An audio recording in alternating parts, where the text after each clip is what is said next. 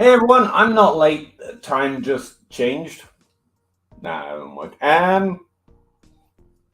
Yeah, I really felt I was close to having some way of starting this show, and then turns out I wasn't. So welcome back. Sorry we're late. Hope you're having a good season. Don't have a quote. Don't got one. What I will say is what I've been thinking about a lot lately is why I stopped playing DFS.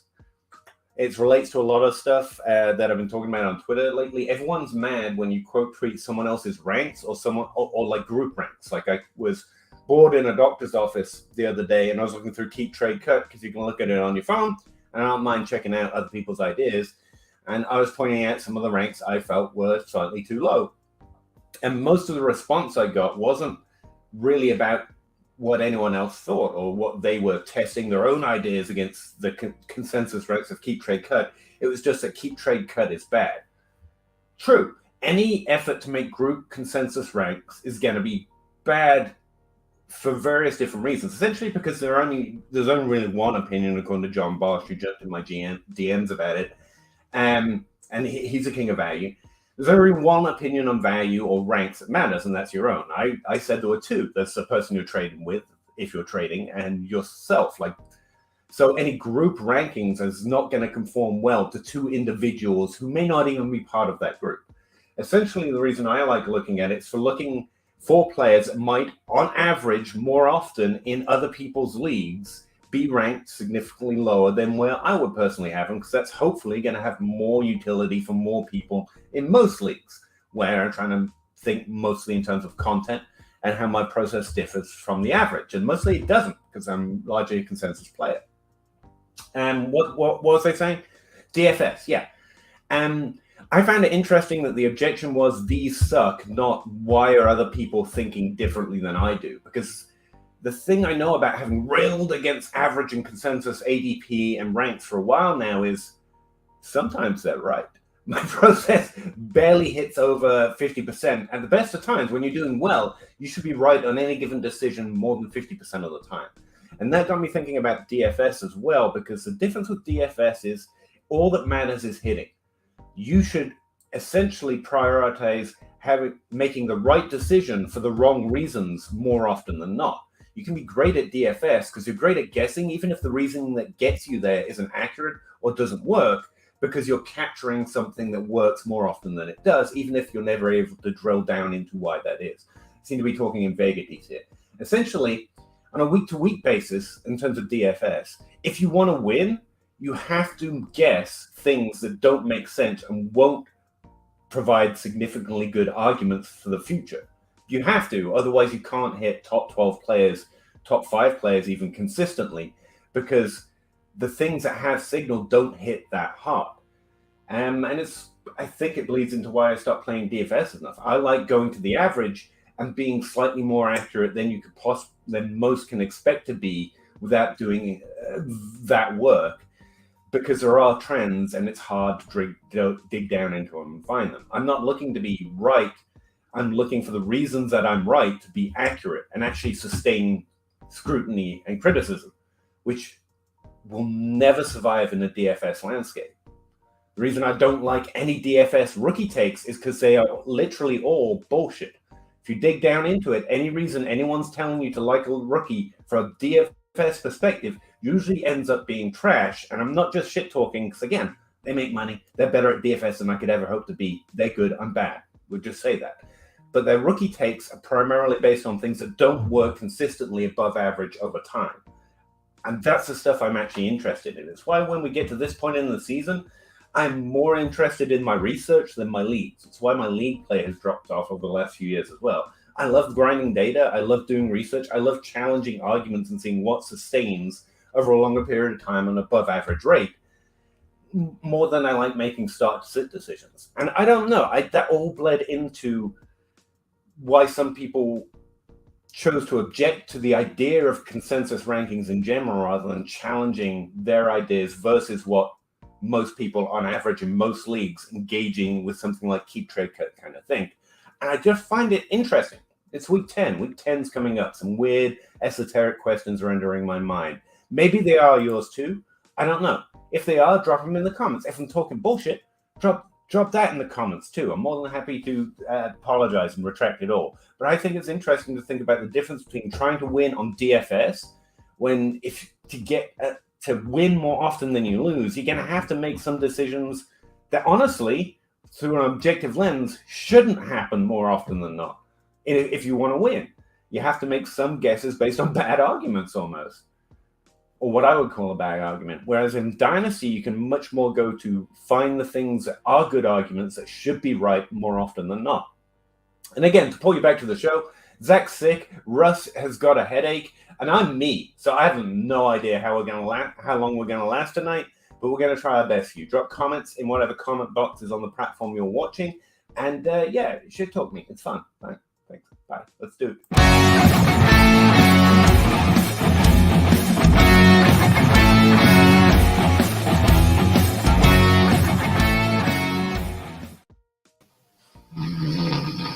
No, fuck you too.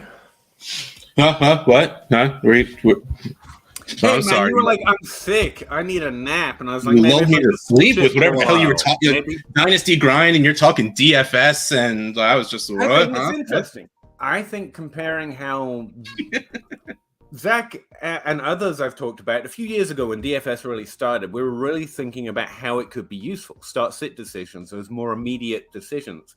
And I think as time's gone on, as DFS has come into its own and done even better, I'm finding what's more interesting is how it differs. It's not what we can learn and apply to Dynasty. It's how much we can see is bad if you're playing or even redraft on a week-to-week basis.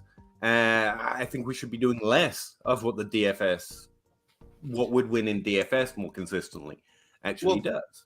Well, yeah, because DFS is more.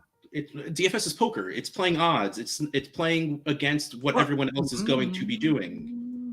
I think Dynasty and Redraft is too, but I think if you're going to win consistently on DFS and daily fantasy, you have to make more bad choices for that upside because things that shouldn't happen. Yes. Whereas in Redraft and Dynasty, you have to run towards more often what should happen because you're trying to win on a more. Anyways, I think it's interesting. I love DFS because there is no process. You do the intros.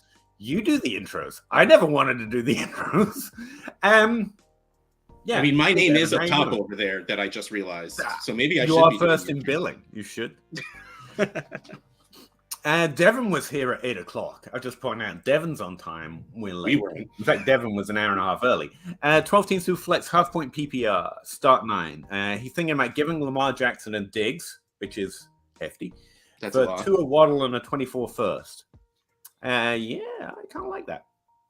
I'm not going to lie. I like that a lot. Lamar has a lot of up and down right now because he's playing kind of up and down right now. But I love the 2 a Waddle stack. I think you and I go for that almost every time we see it on a side. And the 24 first is awesome. Like, Waddle is worth more than Diggs. And if right now I saw Tua and a 24 first for Lamar, I don't think I bat an eye at it. So give me the youth, give me the pick. Yeah, that's pretty easy. Yeah, but I will say I think it's fair. Like if you're like if you're worried that someone is going to scoff at this offer, I don't think they will. But I would pick the 2 a Waddle side. Yeah. Can I ask you, AJ Brown or Waddle in Dynasty? If you were offered it straight up, a terrible same position trade.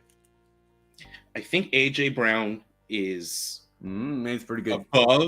Ranked above Waddle, but I like Waddle more. So I would say Waddle, even though I don't think it's the consensus correct answer. Yeah, I'd say Waddle more too. But I do think AJ Brown. I think of AJ Brown as having higher upside, but Waddle has finished top 12 both of his first 2 years, and he's. I don't think there's a wrong answer between the two of them. I don't think whatever makes you happy, I think is the answer on that one. Bazaltzberg, 12 teams super flex, half-point PPR, no tight end premium. Screw you, trade addicts leagues. Start 9. Current tight ends are Hawkinson and Higbee. Current QBs are Watson, Stafford, Carr. You're thinking about giving Hunt and getting Schultz and Njoku stack. I don't know why he keeps saying stack. Oh, because he has Stafford and Higbee and no, I had to piece it together in my head. Honestly, with no Hawkinson's premium, the only Hawkinson is the only tight end in this whole mass of stuff you said that I'd be interested in having in Dynasty. I don't mind the others. I'll start them, but if you give me value on them, I will happily trade them. He's in the Dallas Goedert conversation. He's got a little bit more high top 5 upside consistently while being young, and he's more proven. I think Njoku, Schultz, Higbee are more whatever. We get one of them every year. Like, Hawkinson had 9 targets and caught 9 balls. Like, he might be a thing in Minnesota, and this is me doing my best not to get my hopes up, because before last season, I was like, Hawk is going to make his way into that top tier. He's going to be that. Okay, nope, he didn't do it. And I don't think he's going to do that anymore, but I still think he can get himself to that second tier of actually being happy you're starting this person every single time. I think there's a going on, but that's the thing. We don't talk about it a lot because it doesn't matter, but I think Dallas Goedert and TJ Hawkinson, and they fit in that mid-tier of slightly above, not that top group. But again, they still don't matter a lot. But if you're asking me to decide between a bunch of them, then Hawkinson's the only one who might be in a slight tier separation. So I just take that. If you're getting a strong starter or like a first for Hawkinson, yeah, do this. Otherwise, I don't bother, because if anything else, I'm pairing Higbee with someone to upgrade somewhere else and just play Hawkinson. I think this is getting a little too cute with tight end, where just if it's not one of the top guys, it doesn't matter. Tight end isn't that hard. Don't make it this hard. That's my feeling on it. But exactly, stack, I guess. Stacks make it different for some people. Slowsaurus, 12-team Superflex, 1 point PPR. Start 9. My wide receivers are Pittman, to try and make it Brown. easier for you, and it just makes it harder. I know, and I just suck harder. Pittman's on bye apparently, and Penguin, Waddle, right? Have me starting Reynolds, Zay Jones, week 11 and 14. Do I send a second for Rondale Moore to fill in this spot? Yep. Points. Blah, blah, blah, blah. Rondale Moore for a second is a balls trade. Is a great trade. Sorry, translate myself here. Your bye weeks, regardless. If you can get Rondale Moore for a second, you should do that. Rondale Moore is starting to be a thing like he should have been the entire time. So I am super good, especially with Pittman's situation right now, which is not great. And I think down the line, you'll feel better starting Rondale Moore over Michael Pittman, which makes me want to cry, because I love Michael Pittman and I have a lot of shares and I am very worried. But I still think getting, like he said, regardless, a second for Rondale Moore is something you should probably try to do. And Zay Jones and Josh Reynolds are fine fillers for bye weeks, so I wouldn't panic on it. But if I'm getting a second for Rondale Moore, like, I just do that. That'd be fine. Yeah, I would absolutely. Yeah, regardless of your situation, I think value-wise, it's a good idea to do. AJ Brown or Goodwin and Mike Willie? First of all, Fuzzy do not call him that. And the answer is AJ Brown, even though I like Mike Williams, hashtag Team Clemson, big wide receiver. But the answer is just easily AJ Brown. Mike Willie. Yeah, AJ Brown all day, every day. Last year, I would have had AJ Brown. Now they're all a year older, especially AJ Brown. Yeah. Good old Mike Willie. That's all I'm going to call him from now on. Taylor or Henry and an early 23 first. The first wins. Oh, yeah. Henry to first pretty easily. Soon I saw a question with Taylor, like pretty much what are you doing with him? And we'll get to it then. But easily Henry first, because I think there's a conversation we had. And you're getting an early 23 first. Like, this is easy. And to be clear, JT over Henry pretty easily. I mean, you've got the rushing limitation, you've got the age limitation, but you're getting a first, which you can do a lot with for other positions on your roster. You can trade Henry for something else as well and still get points, to be honest. So yeah, that's why. It's not because I now don't think JT is any good. It's because he's a running back and they're just points. D. Magoon. One of the funnest names to say for some reason. Thank you, D. 10-team Superflex, half-point PPR, start 10. Got offered Dotson and a late first in 23 for Godwin. I'm not competing which does matter here. And I have 4. That doesn't matter. It doesn't matter what you have. But he's got 4 firsts. Should he be buying low on running backs like JT for next season? No. Okay, I'm going to let you go. You got anything to say off the top of your head? Because I feel like... First of all, take Dotson in a 23 first for Godwin if you are not competing. Even though Godwin is great, he's only 26. And it doesn't matter who his quarterback is. Honestly, at this point, going away from Tom Brady might make things better for Godwin. But that's not even the point. That's good value for Godwin. You take it, you move forward. Man, no. Like, first of all, just in general, you don't buy running backs until you need them. Because running backs get hurt more often than wide receivers do and most quarterbacks. But Jonathan Taylor is very, very good.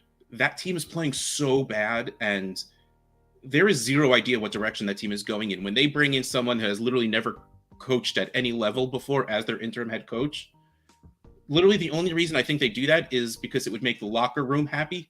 So don't just like leave. But like, there's no idea what direction this team is going in, and I don't want part of complete dysfunction. So if you can flip that late first for Jonathan Taylor, yeah, sure. Because the ceiling of Jonathan Taylor is the running back 1. But I don't think he gets close to that again with this. Yeah, sure. Yeah, Dotson and a first for Godwin is good value. You do that in every situation because we trade to shift towards value in a vacuum, especially. Just in Dynasty, you should always try to add vacuum and then trade Dotson for Bateman, apparently, which you can do in some leagues, in the majority of leagues, apparently. The other thing I'd say about buying running backs is it's a really bad Dynasty period for building, really, because running backs are the best values. The thing about JT is I don't believe it. I think that's a bunch of Twitter people who want to be the biggest JT stan they can be for reasons. He's fairly young, he's good, and he's going to be good again when the team hopefully isn't such a dumpster fire next year. Here's the thing: you can rank a running back 5. I think that's where he's fallen to and keep trade cut. He's below Walker and some of the young guys, and I don't believe the value has dropped like that. And maybe on Mojo, I guess, or a stock market, or outside of that, I need to see a trade. What's buying low in your league look like? Because I don't think he's going to be trading for the same thing as Najee Harris and Javonte Williams, who are the running backs I would suggest that you might more often find a low market for in your league. I think he's going to carry too much name weight right now to get a buy low trade on. So the answer for me is always what's the trade? And I actually think there are other running backs that you're more likely to get a better deal on. But also in Dynasty, like Russ says, you typically don't target running backs until you need them. I think it's a really crappy period in Dynasty where they are some of the best buys right now, from Javonte Williams, Najee Harris, maybe, Breece Hall, and maybe JT. But I think JT is a value in rank only.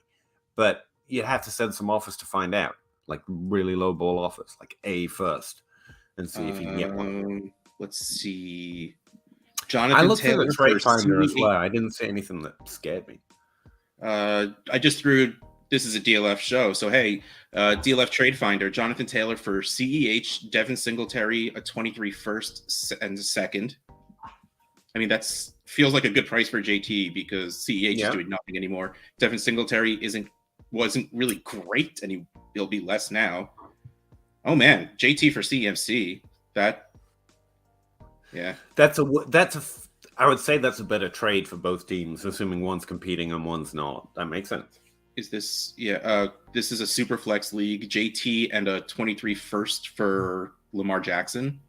JT for CeeDee Lamb. JT for Deebo Samuel. I take the other side in all of those. All right, that's not a real trade. That has to be collusion or something. We're not going to even read that out loud. Jonathan Taylor and Mike Williams for DeAndre Swift and Darnell Mooney. So that's Swift and Mooney. You see what I mean? I'm siding on the opposite of the JT side and more of those than I'm not. But again, it's about what's going on in your league. JT for Breece Hall, JT for Ken Walker, JT for Amon-Ra 24 first. Oh yeah, that was me. Trade Finder is probably the best tool we've added. I got to admit, it's good. I love it. Salzburg, again, 12 teams who flex, same league. He's in 8th place. Players' hope's not looking good. Yeah, at this point, if it's not looking good, it's not happening. Or at least that's the position I adopt. Like, go all in or all out. Watson, Stafford, Carr. He's got Barkley. Oh, no. He's going to give Barkley, Carr, Pittman to get JT. No. No, look, buying Fields is absolutely the right move, but take Jonathan, take the running, take Taylor out of this and just go buy Fields. Yeah. Honestly, you're not competing Barkley for Fields. See if it'll go. If you need to throw in Carr, try and get a second back. But honestly, I might do Barkley and Carr for Fields right now. But that is just me being so happy that Fields is finally looking like I've wanted him to. Is it more fantasy than play, though? He's putting up more fantasy points. I don't know. I don't have a strong quarterback. He's putting up a lot of fantasy points, but, I think, they're finally letting him play the style that he's good at. That's true. After Lamar's first year, we were just like, they can't let him run this much. And they kind of stopped running that much. I think the same thing is going to happen. They're going to do what they have to for this season. And then next season, they're going to be like, this is what we're doing. Our bad for making you be crap in the beginning. But here we go. We're going to go. So we don't want you to die. So you're not going to run the ball 36 times a game. I just think you're paying for a little hope here. He's going to get a lot of yards on the ground. So he's going to be a top 10 quarterback. Barkley for Tua. Value-wise, at least. Does that happen? Sorry, what? Barkley for Tua. Is that a trade that can happen? I think so. I think if you have to build in hope to Fields, but you can get a player you have to have less hope for at a similar age with already high production. See, it's funny. I think it's a little elevated. This is why this show of just me would be terrible, because I look at what's on the screen and I tell you what I think. And you and Zach are like, well, shouldn't you just do this? And I'm like, but that's not what they asked. Yes. That's true. If I had the choice, I would go after Tua, because they're just the Dolphins' offense is just great, and it can only get better. It feels to me like you're trying to keep your running back while trading your running back, and I get it, but like you're going all in, you're going all out. Don't try and get replacement running back for next year like that. You don't want that back. You're trading that running back, or you're not. Otherwise, you may as well take Barkley out. Carr and Pittman for Fields, like Russ said, it's a better trade. Yeah, honestly, if you're or throw that package at the top 5. This is the thing that strikes me about the Fields is going to be great now, conversational. Maybe there's still some Zach Wilson truthers, I'm sure. Maybe Trevor Lawrence. Like the packages this package wouldn't look too abnormal if you sent it to the Mahomes, the Allen, and Lamar Jackson, the Kyler Murray, like the quarterbacks you're hoping they're going to be. Like try those guys first for this package, and then you don't add JT, and that's a better trade. That's better for you. If you feel like you're retooling as opposed to rebuilding, Saquon's going to be just fine next year, so don't get rid of him. If you want to move Carr and Pittman to go try and do something, that's awesome to get younger at quarterback. But the JT Barkley thing is, I think it's a waste. Yeah, this trade's a little hot for me as it is, but it's your team, and I can see what you're doing. I just think there are better trade options. But then again, you might look at your league and say, like, the Josh Allen owner's steaming towards first place. He's not trading them right now. And so very situational. Yeah. I can see how you could get there. I just want to check that you've gone and looked at that. Not, I want Fields. What can I throw at him? First consider, is that the best trade I can do? Mm-hmm. And instead of trying to get the running back, try and get a tight end. Like right now, where it is a weird dynasty place, you can maybe add a tight end that's disappointing but still young. Tight end and quarterback are the places to go if you're building right now, except for those low-value running backs. And I don't think this is it for JT. I think Javonte Williams trades for less. The list I just gave out, the Breece Hall list, if you will. Yeah. Anyway, that's where I'm at. But you might look at your league and like, none of that's available, Pete. In which case, go get Fields if you really believe. That's fine. Jay Wake, 237, 18 full PPR. What is Diggs' value? Heavily context dependent for a start. Pick wise versus player wise. Okay, so to a contender, he should be worth bunches because he's going to help them win, and that's worth more than anything you can offer someone. to a team that's middling or below average, I think you're lucky to get a first and a player because Dynasty players are hypersensitive to age. It's just a thing. We have to accept them for who they are. So I think it's lower. Your average value is like 2 first-round picks. Probably both not in 2023. Which is too low for Diggs, to be real clear. I'll go to your contenders and try and get a better deal. Am I off base there? No, I mean, you're right. The thing is, in an 8-team league, I mean, the more important question is how many people are you starting in here? Because if it's an 8-team and you're starting like 13 or 14 players, that's different from 8 teams and you're starting 9 or 10. But if you're only starting 9 or 10, Diggs is insanely valuable. He should be worth 2 firsts at least. And again, because studs are so much more valuable with the less teams and the less players you have to start, I'm saying if you go to a contender, it's 3 first value. You know, get their late first, and then a player that's probably like a nice, you know, like one of these guys. You know, go get a young, very good player and a first on top. Like he should be worth. And that's why you're here, Bruce. I always forget to consider the number of teams and starters. I really do. So. Yeah, he's probably right. He's probably got a higher value in that type of situation. Yeah, a lot. James, are you trading JT or Swift or staying away at this point? I think these are the only 2 players we've talked about today. If I don't need them right now because they're not points players, so I'm trading them away at a high value because they should be held at a high value. I think, like I said, like we just read through those trades for JT, seems like if I can get CeeDee Lamb, I'm doing that. If I can get Waddle, I'm definitely doing that. But I think Swiss value's probably a hold. And again, as far as buying a running back, I'm trying all of them for like a late first and seeing if anyone bites on it, from Javonte Williams on up to JT. Anyone under the age 25 that we have expected to be a top 12 running back but has not yet done it, or has done it once for Pittman. Like Swift for Pittman, Swift for Deshaun Watson in the Superflex League. Swift. This must be a Devy league because it's a 5, 6, and a 7 for CeeDee Lamb. Swift for a 23 first. Yeah, and again, Swift for someone getting their 23 first back. Wow. We answer from a certain way of playing Dynasty. You don't have to play our way, at all. But the answers are going to come from that direction, and that's. Wide receiver, tight end, and quarterback are like safes. You lock value in there through the offseason, and that's what you're trying to do if you're building, because the value's a little safer, age is a little less tilting, they get a little less injured, they get a little less replaced in the draft, so it's just a safer option if you're not looking for points. That's why we tend to... Like, I would take Swift for Pittman, but Swift's got more danger between now and when I actually care about points again, and so...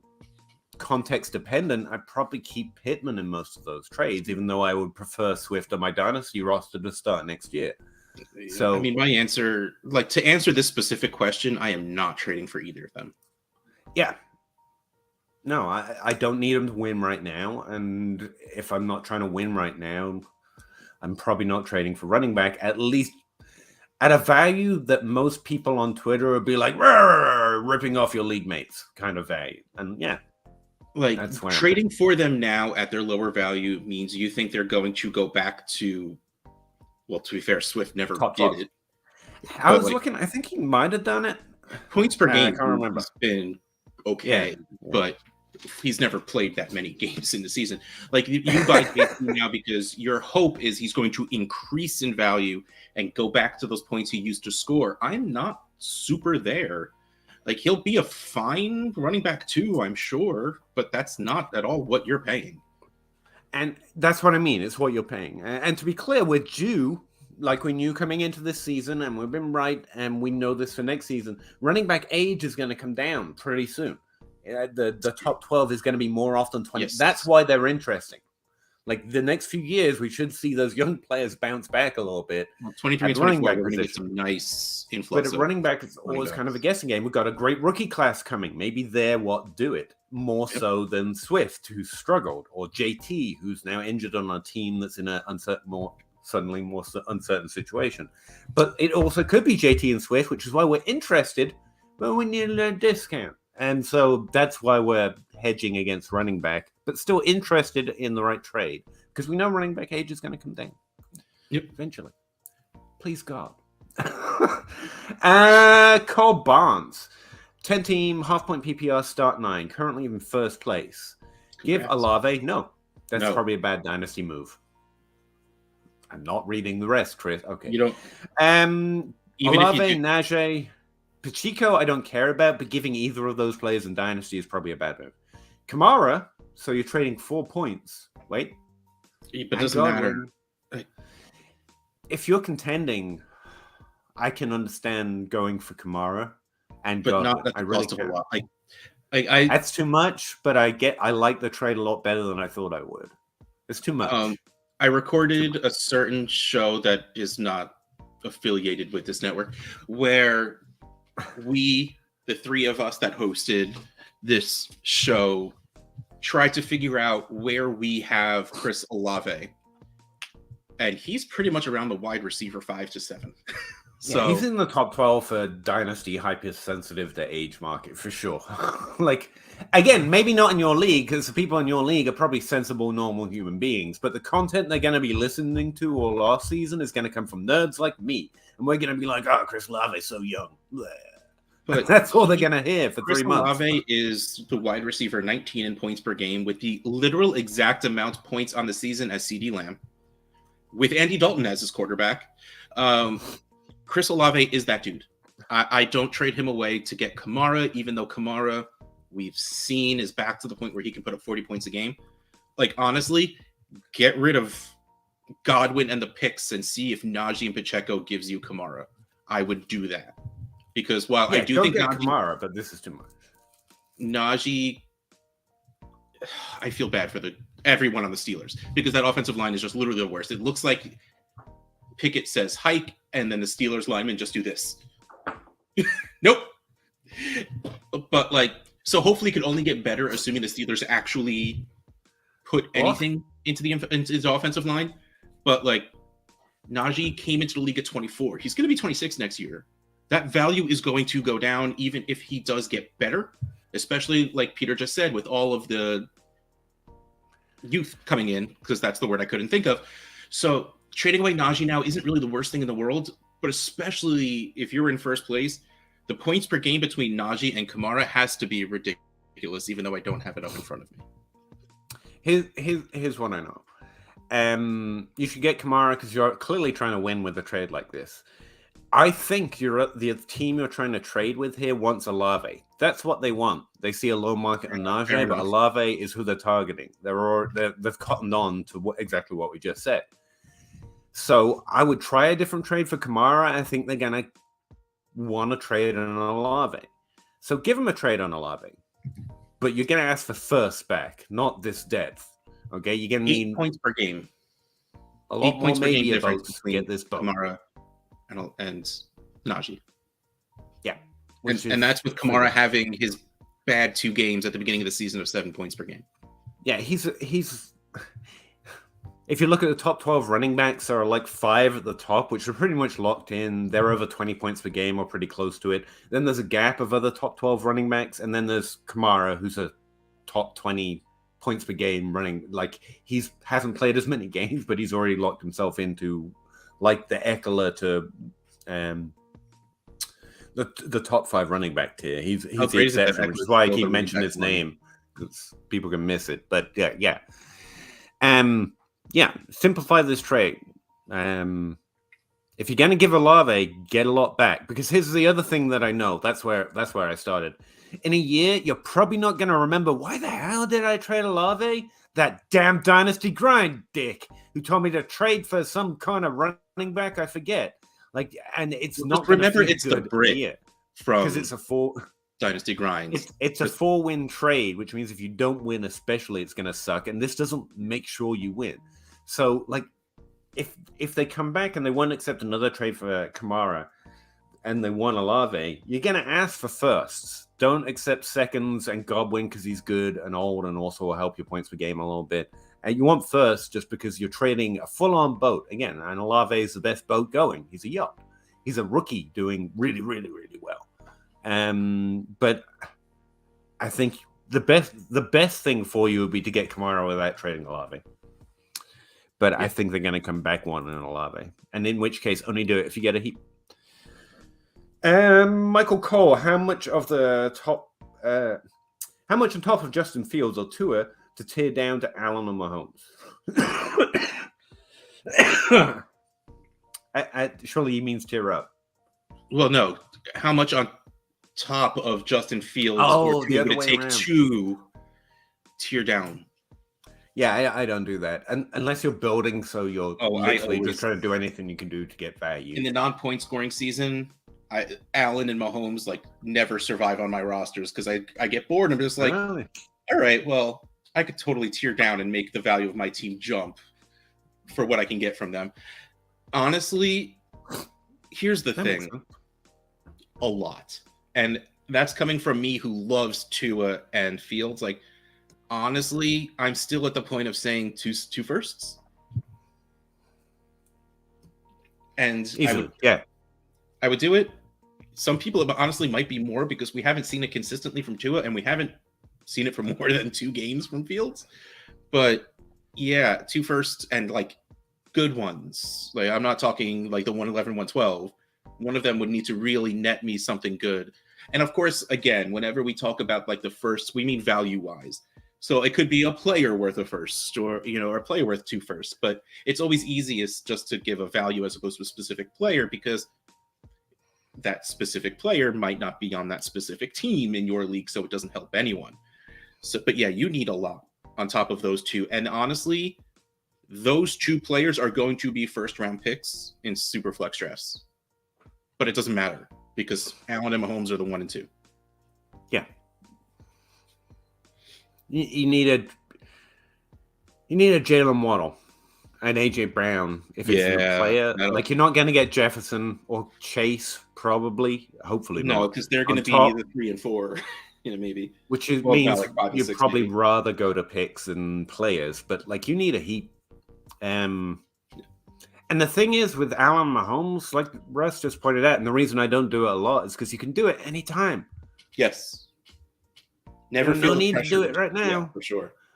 And if they want to do it right now because they want those points, then they need to pay extra because I don't have pressure on a timeline. I can do it in 2 months or 3 months, or you'll trade this to me in a year. I'm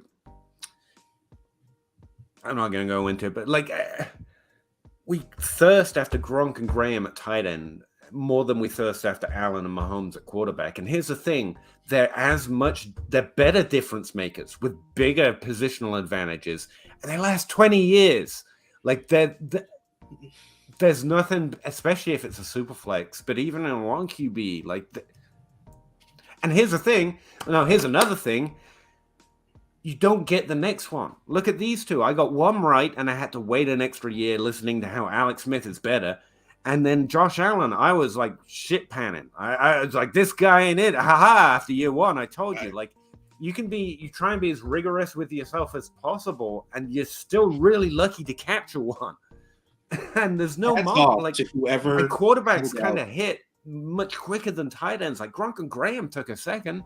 So there's not even a likely dip, except for the one that you get wrong, and other people buy him. So there's nothing in fantasy football, especially Dynasty, like the QBs Allen and Mahomes and those top 5 QBs are.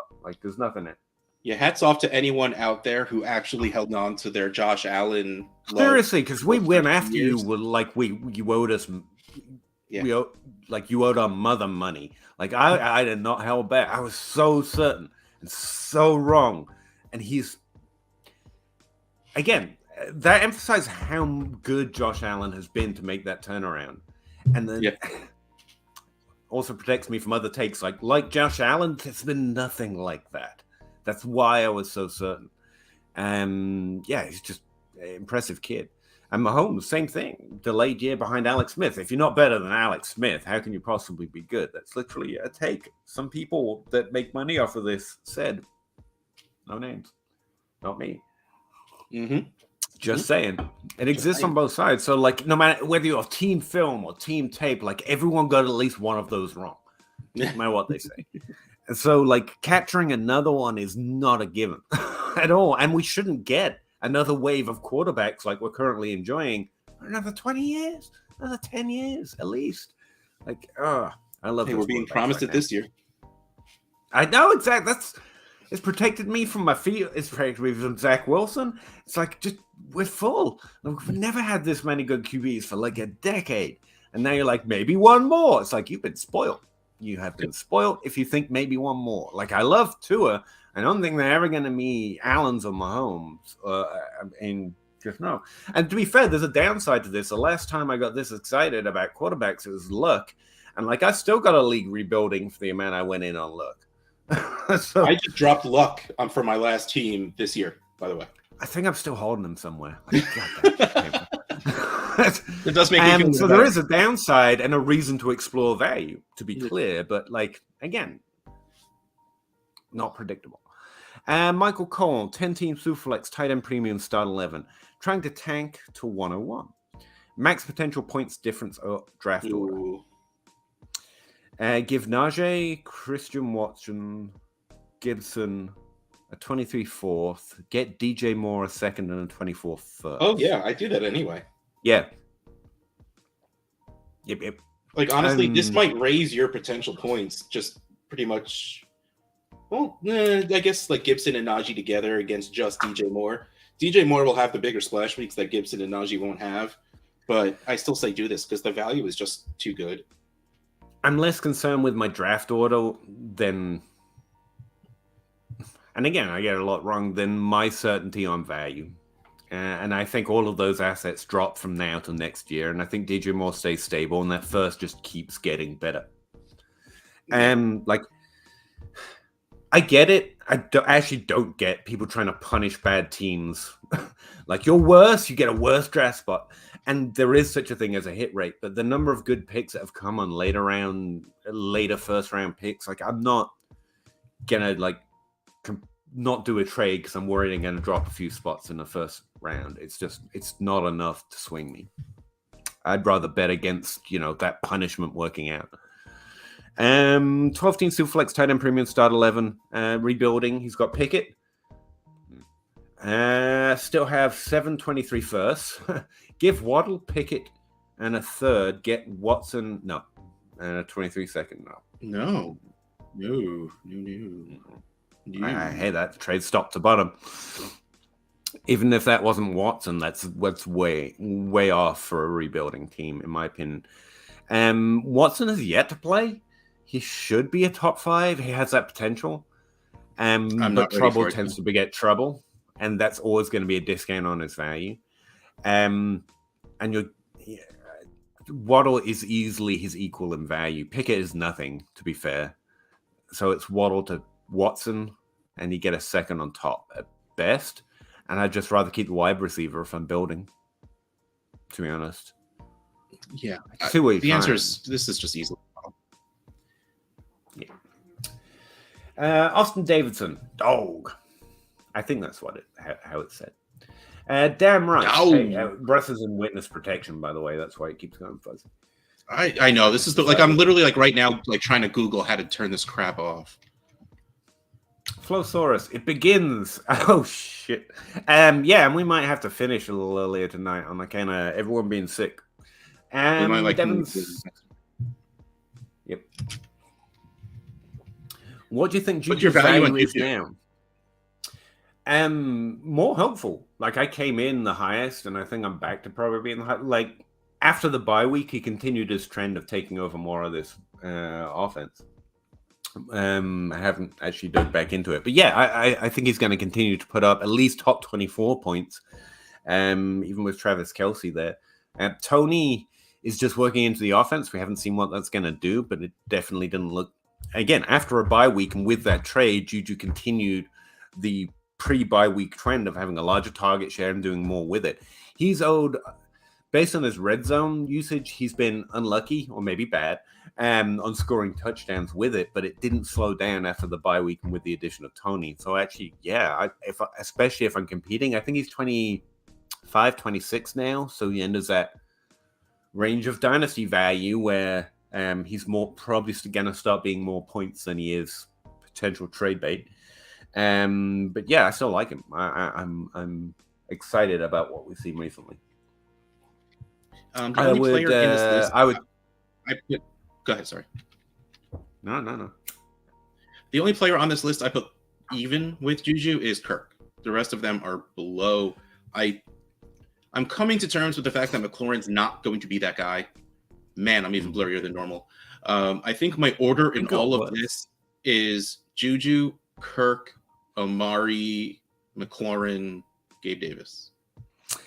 Amari's the only one that's close for me, and he's only if you're really competing because you're never going to get future value out of him. Fair enough. And also, but I think his points are actually on par, if not higher, expectation than Juju. And I like points, man. Kirk's the fact that he's going to have a different quarterback soon. Like, I'm worried that he's going to have a different quarterback soon. Like, and Jacoby Brissett clearly does well with Amari, but there's no reason to say that about Juju, though. That 1 year deal. But they want him there. Like, they tried to get him on a multi-year deal last year, but he decided because he wanted more money in the long run, and he knew the cap is just going to keep going up, so he stayed. So, like, I'm not worried about the 1 year deal. I can't decide what to tell you about Gabe Davis because we're reaching the point where when I start to continue to say exactly what I've been saying for like 6 months now, people will say, yeah, that window has passed. So it's like it didn't 6 months ago when we got it right then. He missed a touchdown, another 70-yard bomb. So next week he'll probably catch a 70-yard bomb, and I can't decide if that's going to be a better window or worse because finally some more people will accept what he is for fantasy, or more people will go back in on, see, he's doing it again, and fail to realize they are Charlie Brown. So I don't know, but like any value I can get out of Gabe Davis still. And Kirk and McLaurin, it's the same thing. I think Amari and Juju are the only ones with interesting value / points per game on consistency, at least upside. So yeah, the other Justin Amar I will trade them. Yeah, and Juju and Amari are actually interesting. Austin, I'm in Dynasty League where nobody will sell me in a win now player. That sucks, man. League situation is so underrated in content these days. No matter what I pay, I don't know what to do, man. I just want to ship. Yeah, I actually talked about this a little while ago on my podcast. I've seen some great Dynasty players shift a league when they need to make them trade. And they're great Dynasty players. That's all I can say about it. I don't think it's something I can pretend we can consistently do in our leagues. Like the Outhouse Challenge is a way that Russ tries it. I saw Matt Price use a very cliched, because we've all heard it, but he used it so effectively, he literally switched the entire league over into a trade-friendly zone by just basically doing an open auction. I'm going to trade this player. Highest offer wins. Here's the deadline. And just reminding us of it in a friendly manner. He actually got a trade done that no one was willing to do to start the week. Yeah, it's tough. Austin, if you want to shoot us some names of people you've tried to trade for, we might be able to offer additional names that are a little undervalued in some leagues. So they might be better targets. Because, I don't know, maybe what you think of as a win now player isn't the best win now player to target. But I doubt it. If you're here, you're pretty deep into Dynasty, so you've got a pretty good idea of who is and who isn't. But that's the best I can suggest. Matt Price, or the Outhouse Challenge style of go to all your league at once and saying, look, I'm trying to do this. So we're going to make it fun.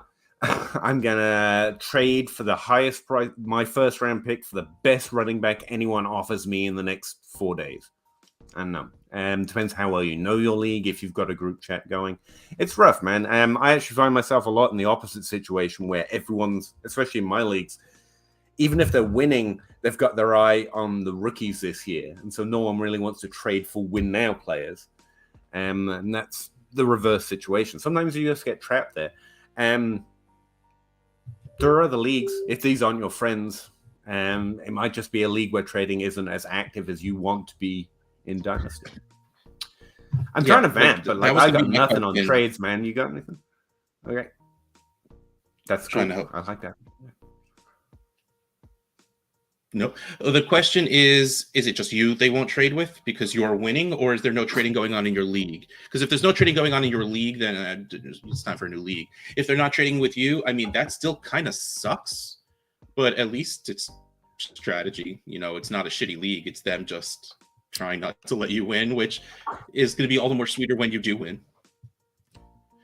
But yeah, what I guess really what it comes down to is the only players that jump up off the top of my head, players pretty much everyone is out on and still have potential right now. Leonard Fournette, especially after last week when Rachaad White's usage was so surprisingly high. In terms of expected points, Leonard Fournette's got all the red zone usage. He's still predicted in the top 12 this week. And the Leonard Fournette owner has gotta be done, right? Maybe. Mike Evans, very much a win now player who can have top 12 expectation with down the stretch here. Can't think of a single tight end. No, it's just those two that stick out that you might not have already tried. Gavin, 12 team Superflex, half-point PPR, start 10 contending. Give a 23 first, late, and Christian Kirk. Get Josh Jacobs. And a second. Drop a few steps back. Kirk to... like, if this is one of those things where you have to start a certain amount of running backs, so you need that specific position, cool. Otherwise, I don't think the points per game is going to be that different between them. That would be worth doing that. But like, if you're in a league where you have to start running backs and you know your running back situation is shaky, then yeah, this might be something you have to do. I get it. Over the last 3 weeks, Christian Kirk has averaged 12 points per game, and Josh Jacobs has averaged 22. So yeah, it's been significant over the last 3 weeks. 14 and 19. Yeah, it's like 5 points per game. I hate it, but if you there's nothing better. Winning is the entire point, and I kind of like this. You'd think the first would get it done if they don't want Josh Jacobs, though, right? Adding Christian Kirk seems like a lot. Maybe counter. Well, I mean, take that's the what you're pick getting and Kirk out. A late first and early second. Like, you're literally dropping back 3 or 4 picks to do this swap. That, like, to me, that's not the biggest deal in the world. Fair. That's fair. So, like, if this is something you need to do for really your roster, Kirk then for Jacobs. Yeah, I do. A couple spots. That's not a big deal.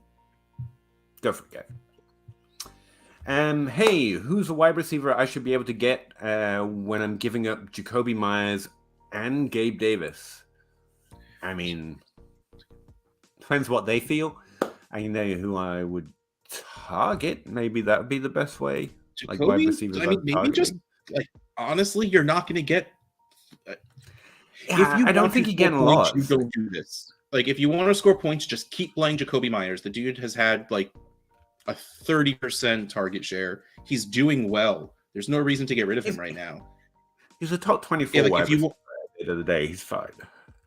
Yeah. But like, I don't think you're going to get someone that is so markedly producing better than Jacoby Myers by adding Gabe Davis that it would be worth it. You'll just feel better when you look at your roster.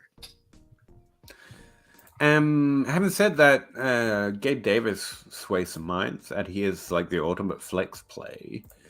So I am coming to an answer here, man. I'm just trying to find you a list instead of just saying Jalen Waddle all the damn time. I mean, it's the right answer. Yeah. Always. But you're not going to get Jalen Waddle. No, absolutely not. Maybe. Like, I mean, you're looking at that, Michael Pittman area, and you're not going to Marcus Brown. Michael Pittman right now. Yeah, but Marcus again, Brown. If you need to score points, that's not the... Yes. If you need to score points, no. Yes, that is a great move if you want to capitalize on Jacoby Myers scoring points so you can put value onto your team. That is a great move. Garrett Wilson has already bounced back the last 2 weeks, if memory serves. It's too late for Drake that. London I is still tried to get due. Garrett. Drake London, maybe? But you could do that. I That mean, might get it for you. that's a low ball, but if it's been consistently low since the early, they might tilt. Yeah, if it's a competing team that has Drake London on their team and they're annoyed that he's not scoring points, this might get you close. Like, I don't think this gets accepted, but it's not something that's going to get scoffed at because Jacoby. Yeah, there's names that come to mind: Brandon Ayuk and Devontae Smith. Is that it? Oh, I would love Dynasty-wise, I would love to do it for Devonta Smith, but I still think you're happy enough with the points of Myers that you don't need to do this for Smith. I would. That's the thing. Like, for the points of Smith. Again, I hate that we don't like Myers, but we're not going to value Myers this offseason, and so you're getting the similar points per game with a player who's probably going to be drafted above him in August. I would do something like that. Yeah, fair enough. If the points per game is the point, though, like Russ says, you're pretty good here. You got a great flex option. You got a top 24 wide receiver. But since you're asking, you want to pair up and go up. Those are the players I think are within the range, depending what your league mates say. And if they say no, it's not wrong. You can't be like, you're meant to do it, and then you might have to explore some other options. But again, if your points per game matter still, Russ is right. You're okay. Yeah. Scott, 12-team half-point PPR single QB. I want to move Mixon after his big game. My wide receivers are Waddle, Adams, CD, AJ Brown, and my tight ends is Andrews. Just showing off your team at this point, aren't you, little Scott? bit. That's really good job, man. Seriously. Mixon for Jacobs. Mixon for Swift and a 24 first. I mean, I plus don't think something. Swift is Actually, you're not getting a like first on top of Swift for Mixon. The weird part is you probably want to maintain your points per game with this team. Like you're obviously competitive with that lineup. And Mixon's a fine top 12 start. So again, Leonard Fournette, maybe you might be able to tear down and get a plus for a Leonard Fournette, but it depends on what situation that team's is in. Damian Pierce is another contender. Alvin Kamara. But no, Mixon and Kamara are probably valued similarly in most leagues.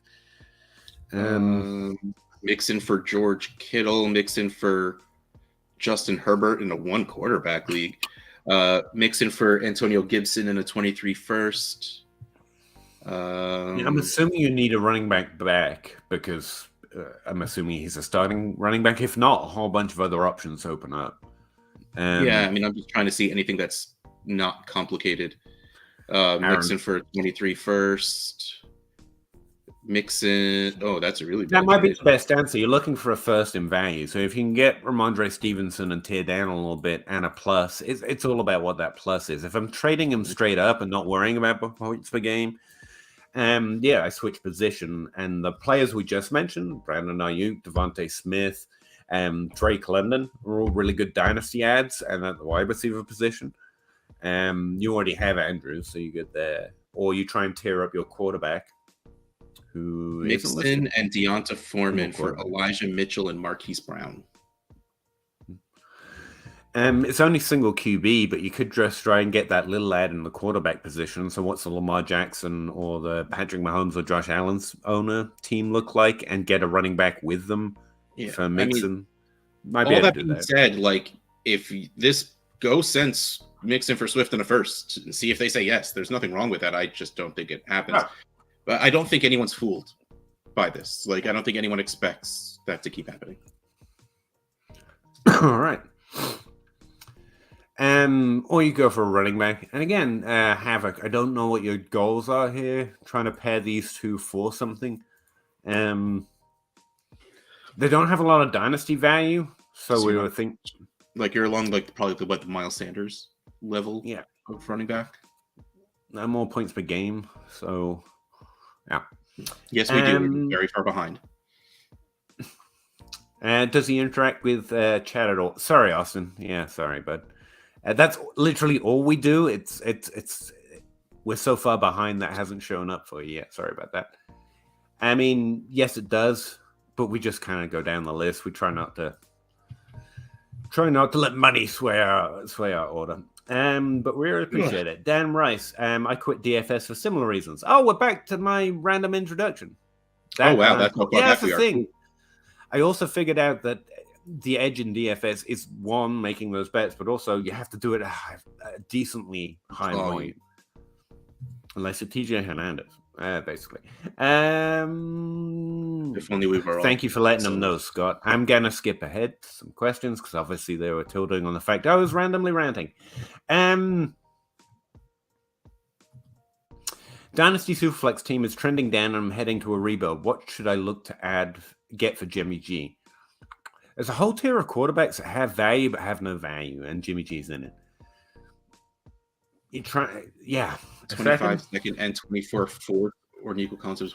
I mean, 25 seconds. That type of player, it's about timing. It's about someone loses a quarterback and they're competitive, and you're like, okay, give me something that normally I wouldn't get from you, which is basically a second Jimmy or G a wide and receiver a second for first. Yeah, like you're gonna have to make Jimmy G part of something to make it worthwhile. You're probably gonna have to make a package trade to a team that has some use in having that level of I can start him at some point quarterback, and that's tough at this point in the season. Sorry, Austin. Yeah.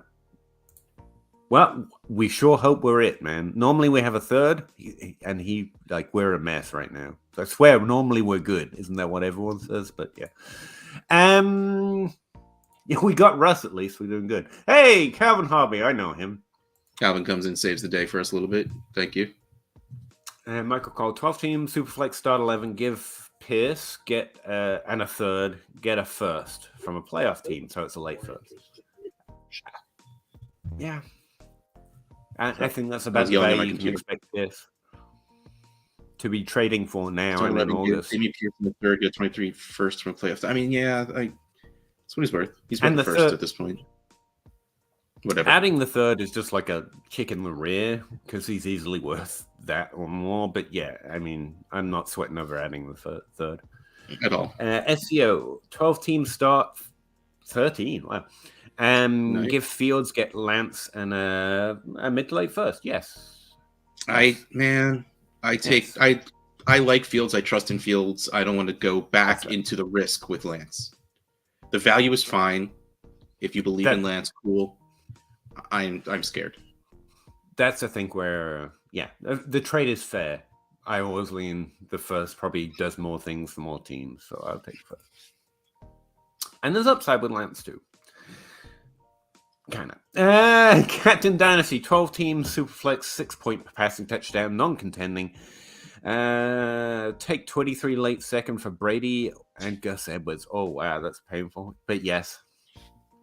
That's what you're going to get for Brady in Dynasty these days, even in the Superflex. I mean, they're worried he's not going to start next year. They're worried he shouldn't start next year. Yeah, now we're at the point where he's not scoring QB1, like the QB1 points, and he might not play next year. So yeah, and you're not getting anything for Gus Edwards, even when he's scoring points. So yeah, I mean, it hurts the soul, but that might be a yes. It is, just to be clear. Flosaurus, 1-point PPR, which is also just a PPR league, I figure. My running backs are Swift, ETN, Jamal Williams, Foreman, Mostart. Need to start 3. Currently thinking ETN, Foreman, Swift. Oh, it's a start sit question. I get so few.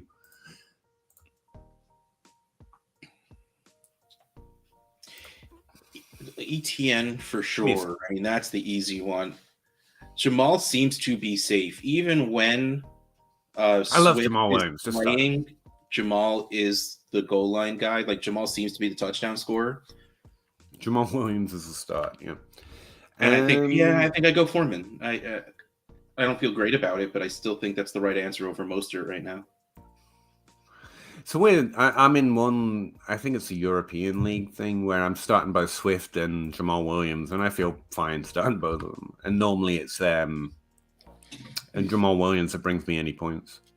Yeah, you get the PPR hope from Swift catching a bunch of passes, but you have the touchdown upside of Jamal. I think Foreman's more startable, and someone realized that split last week was. I am doing something, I swear. I'm plugging them into my start sit thing since I've got it and I rarely get asked about it. I mean, it's so weird that when in San Francisco, Yeah, I sit mean, I don't most know up. if McDaniel was the one making the decision to completely just start Mostert every single minute of every single day, and then he gets Wilson, and then all of a sudden Wilson runs every single ball. Well, their usage is basically 50-50 with a slight edge to Wilson, which is impressive game one. I don't think either is startable till we see one shift away from each other, and it could go either way. And right now, it's probably looking like Wilson. So yeah, it's the other three. Havoc. Hey, I'm trying to do a 2-for-1. I'm trying to send. Yeah, we went over this. Sorry, it took us a second. I tried it. We try so hard. Gavin, Russ, what's your favorite Batman movie, and why is it the newest one? Are you not going to let me? Honestly, No, there's only one bad Batman movie, and that's really all it comes down to. The rest, I mean, to be fair, I usually don't even acknowledge the existence of Batman and Robin.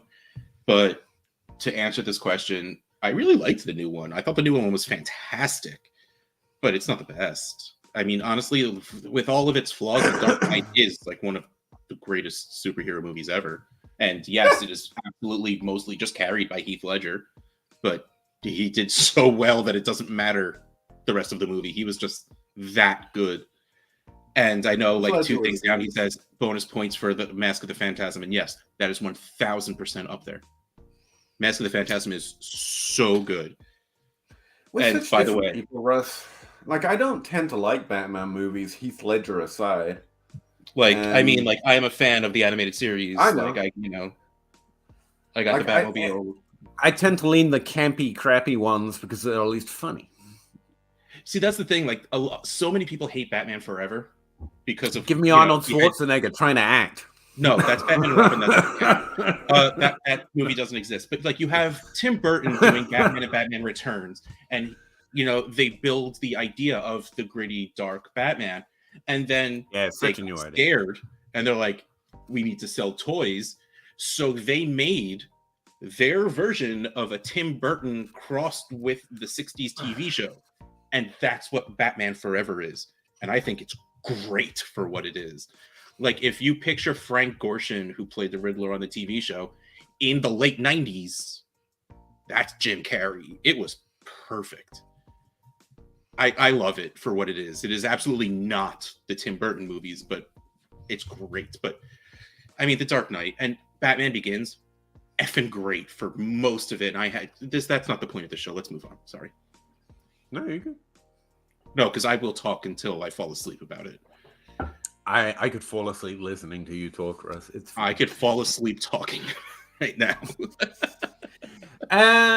Trade Christian Kirk for a second, a third, and Michael Carter. Start 8-10 team. So you want the best player involved. Seconds and thirds don't get you anywhere. This is just don't give me a package for Christian Kirk if you can't pay up that late first, and don't. Yeah, I mean, it's not bad because, like, even in start 8, you might have to start Michael Carter with Brees being out and running back situation. Running back it is. Yeah. But man, seconds and thirds are just at that point. And on that note, value on K. Dotton, 0. Speaking Zach of Wilson, 0. Yeah. In a Superflex, Zach Wilson should be in that pocket of quarterbacks where you're like, can I get something for him? Like, that's where we're at. Like, and get there before your league mates.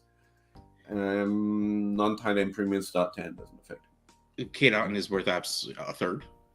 Zach Wilson, man, like, I just keep him until he's worth a first for real again. He's not gonna be, though. I think you're better off trading now. I'm holding on to the hope, and this is really for 2 reasons, and has absolutely nothing to do with Zach Wilson. Find the person in your league still holding on to the hope. Like, that's my answer. Because I want the offense to get better in the fact that right now he's developing a really good rapport with Garrett Wilson, and then when Breece Hall comes back, I'm hoping they can make the offense good to the point where it's not just Wilson and Hall, and then that would raise Zach Wilson's back. And it's not going to happen. Just take what you can get. Take a second and be happy and move on. It sucks again, but that might just be what it is. Sad face, but it is what it is. Trade Swift and Hollywood for Henry and Adams on a win now team. Yes. Yeah. That yeah. Well, that's great. I sound like exciting. You are definitely more likely to win now. That's awesome. Yep. Points are good too. Gavin was maybe a little eager to move Christian Kirk, but I think Jags get a pass catching option in the draft on top of the Ridley trade, looking like it could be a good offense. So I'm hoping that getting Ridley slows them down on spending high capital on wide receiver because they can still use it elsewhere. So if Ridley can come in and be Calvin, because again, he's not hurt. So it's not like the Michael Thomas thing. He's going to come back ready to play. So I'm hoping Ridley can walk in as more or less the number one. Kirk can go back to being the number two, which honestly he's better at. And Evan Ingram's been pretty good. ETN is showing that he is ready for the NFL now. So if they shore up their offensive line and spends a lot of capital on defense, their team in general just get very good fast. And then you spend a third round pick on a wide receiver. There are so many ifs in that path to success that I'm kind of on the I don't want to invest in that team until a few of those click into place, to be honest. But it's a sentence with words that is grammatically coherent and things that could happen. Sorry, I hate there's so many. And then if this happens and this player is actually still good and they draft this someone who's really good and that fits in just perfectly. Good job, Russ. Jenga with a tower that hasn't been born yet. I'll wait and see. I'll sell that hope if I can. Are you guys still looking to acquire Dobbins? Never now. The best thing anyone has ever said to me. Congrats, Russ. Yes, those are words.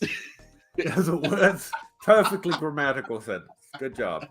Personally, I've never been told I'm grammatically correct, so I assume it's a positive. I've never been looking to acquire Dobbins. I don't buy running backs until it's time to win, and he's never been a running back that's on the list of the running backs you buy when it's time to win. He's great. Super, super little. I'm talking like late second. I would probably do it. Again, running backs are probably the best buys in Dynasty, but none of them are pretty. Dobbins is a handsome man, I'm sure. I don't think I actually know what he looks like. But I'm a huge Dobbins fan, but it's getting less and less likely that by the time he gets back, he's going to be the guy there. He's a top 24 running back because of the offense when he's healthy. That's the problem I've got. Yeah. Lamar Jackson is the running back you want there. Rain H2O. That's redundant in an awesome fashion. 12-team PPR Superflex start 8 got offered Jeff Wilson and Danny Dimes. That's not Jeff Wilson. That is not Jeff Wilson. That better not be Jeff Wilson. It's Justin Jefferson. Yeah, I just realized that. Give me a break. You're sick. I'm just stupid. That's a good excuse too. Give away Lance and 101. Lance and 201 for 101, 201, and Judy for just look. No, getting Justin Jefferson is 99% of the times the right answer. 12-team super flex. Not right now. You're just not that guy. You're just not that guy right now. It's fair, I guess, for Justin Jefferson, but you're not that team right now. The 101 is going to be a first-round startup pick. The 101 is going to be equal to Justin Jefferson. How wrong that sounds, Bijan Robinson is going to walk in as the running back one. He's also a running back, which means all those high T people in your league are going to already value him more than Justin Jefferson.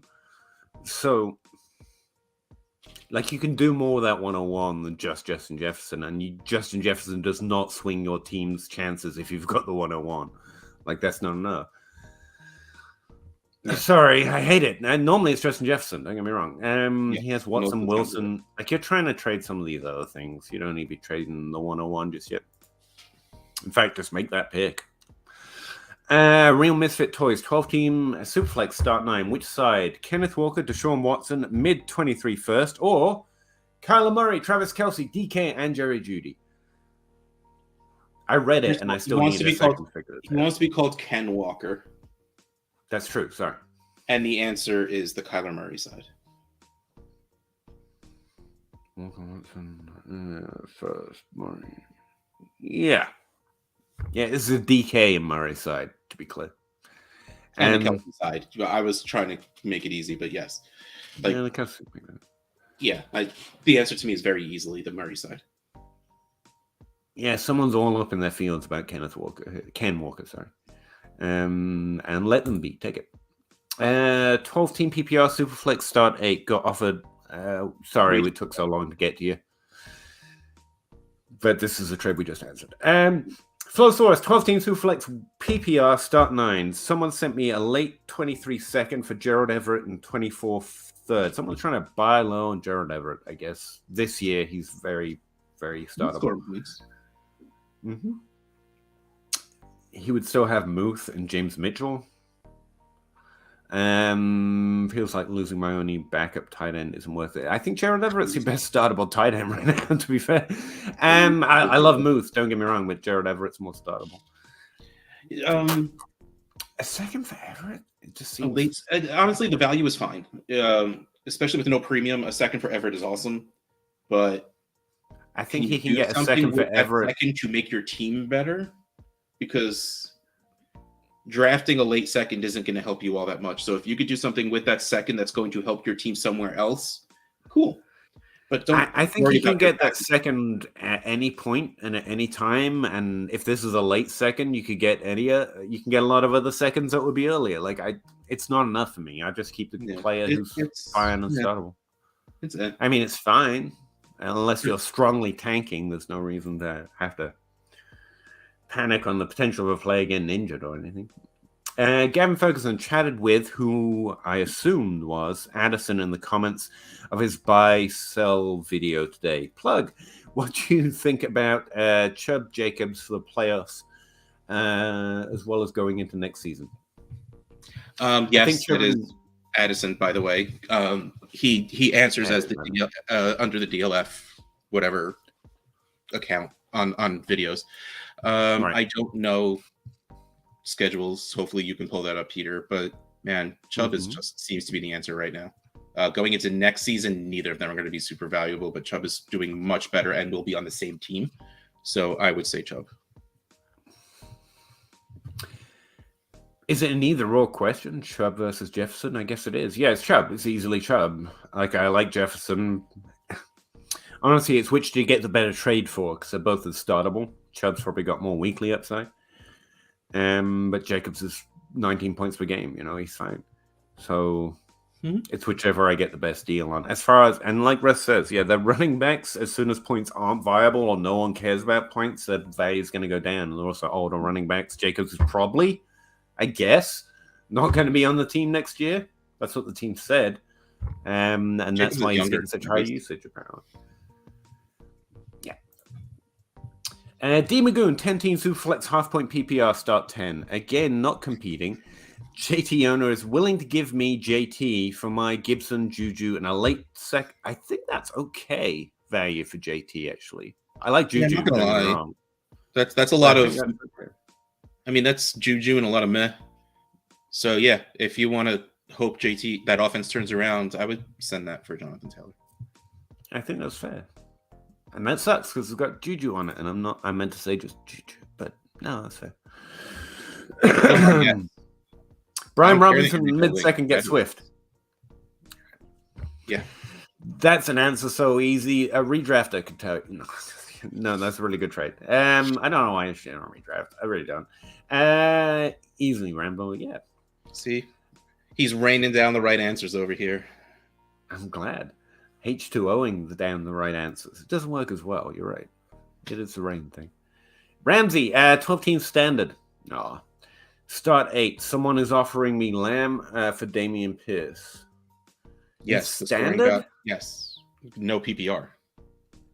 Yeah. Yeah, it does. It should drastically. And probably in favor of Damian Pierce there. Yes. Standard,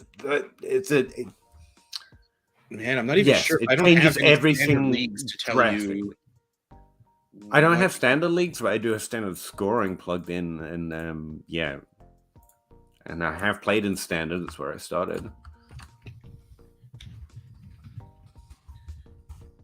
So Lamb has 116 points, and he has 42 receptions.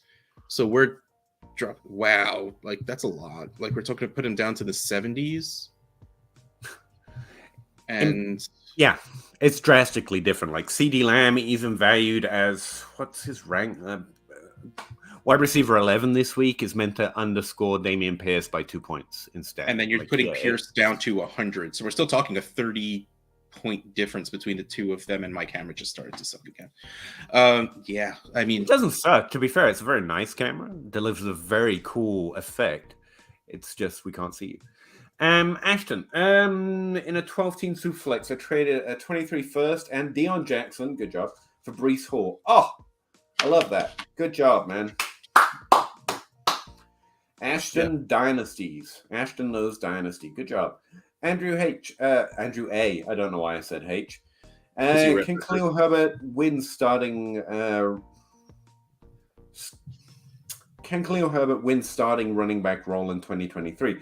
Think about trading for next year. Thanks.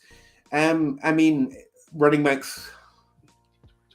This year isn't the year to say this.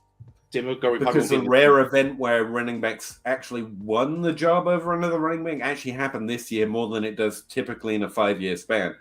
But yeah, that's not the way to think about running backs. They don't win or lose. Khalil Herbert can do the job. They know he can do the job. It's not his job when David Montgomery's healthy. And so the question is, do they draft? This is the last year of Montgomery's contract. Yeah, well, that's what I mean. The question is, do they draft someone else to make it their job instead? I mean, I don't know, because it seems like they kind of want to workhorse a little bit because they're still giving, it's a complete new front office, and they're still giving David Montgomery the ball that often. Maybe they do give Khalil Herbert the ball that often next time. Yeah, I mean, if you can get him for late seconds, then yeah, worth a shot. Khalil Herbert's a good player, though. At his current value, if you're looking for a deeper running back and who can do it when the opportunity's available, I think he's good. Yeah, I just don't think about the running back position this way. I think Khalil Herbert's good enough. It's about what the team decides, and that's not a thing we can guess at it. But like, I'm not in their head at this point, anyway. Yeah. Joe McCarter. Sorry, I don't know why I said it weird. I say everything weird, though, to be fair. Rebuilding 10-team Superflex, trade away Swift. No, probably not. And a 24-second for Javonte Williams. Swift and Williams paying up thing to me. From Swift for Javonte is not the right answer. Yeah. I mean, I probably actually prefer Williams, but I don't get why you would do that. You know what I mean? They're both kind of the same proposition right now. Swift has probably done a little bit more to prove himself. Although, again, Williams is kind of doing it in volume to start the season before he got hurt. I just think this sucks in the way a same position trade sucks, in that they're both really decent prospects. One of you is going to get this wrong, and so there's not much of a value difference. And so if you're the one paying the higher pick, you're already the loser, if you know what I mean. There's not enough to separate them from me. Not a fact. Aaron Williams. Aaron, how you doing, Aaron? 10-team Superflex, half-point PPR, tight end premium, start 11. Rebuilding team. Already offloaded all my older players. Good job. Keep ETN or trade for Breece. I want Breece Hall. Breece plus. If what's a trade, then definitely the Breece Hall side. Like, if you're honestly, like, if it's a second or more. Breece Hall, ETN. And so if you're getting a plus on the player that's better for moving forward, then do that. Because, I don't and that's think fair. ETN's going to be doing it this year, so he might have more viability to more... I'm not saying it's unfair either. I don't think ETN scoring right now is a fluke. I think I think he's good, and I think he's hitting the ceiling that he had, we thought he could, which didn't seem like he was able to before. Maybe he really just did need more time with that foot injury at the beginning of the season. And that's why they felt safe. Was also doing it. He's also younger. It's that. Just boil it down to that if you want. He's younger, not scoring points right now. But if you can get a plus, you get the plus. Like, to me, they're going to come into the season probably right next to each other, rankings wise. So get a plus. I'm just going to say Breece Hall's better, even though it's not really here or there. Just kind of. I agree. Feels fun to say. Breece Hall's better. Yeah. Ashton, in a different 12-team league, start 11. I have Breece Hall, so I decided to accept Lance Dotson 2 firsts. There's the Rangers for Hurts and Pittman. Lance Dotson 2 firsts for Hurts and Pittman. So essentially he's saying he's the Hall owner, so he's less competitive now. So he's trying to trade into value. I get it. Hurts is who we hope Lance might be. Dotson isn't enough. 2 firsts, though. It's probably okay. If you're asking me, like these, you're probably talking a mid and a late. Lance Dotson and a first, probably, maybe. No, I'm not going to talk myself into it. This is still a Hurts side to me. I want different things if I'm getting rid of Hurts. Like, this is so risky to me that I don't think it's worth it. There's risk in here, but it's a lot of value. It really is. Lance. It really is. It is the right value. It's about whether you think you can trade Lance when his value comes up this offseason. That's what this trade is. And if you think you can do that, like, this will be a killer trade. If you're going to wait to see what Lance does, I don't like it. That's where I'm at. The value's okay. I can't do that for me. 2 first-round picks. Pretty good. Does this show have a blue check mark? We can't afford $8. This show doesn't have $8. Come on. Do we look like we have $8? No. I spent all my money on this framed signed jersey. Yeah. These books, they don't.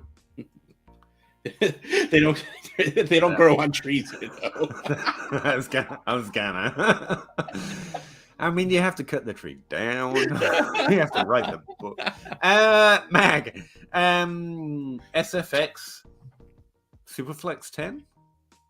Is that like super duper flex?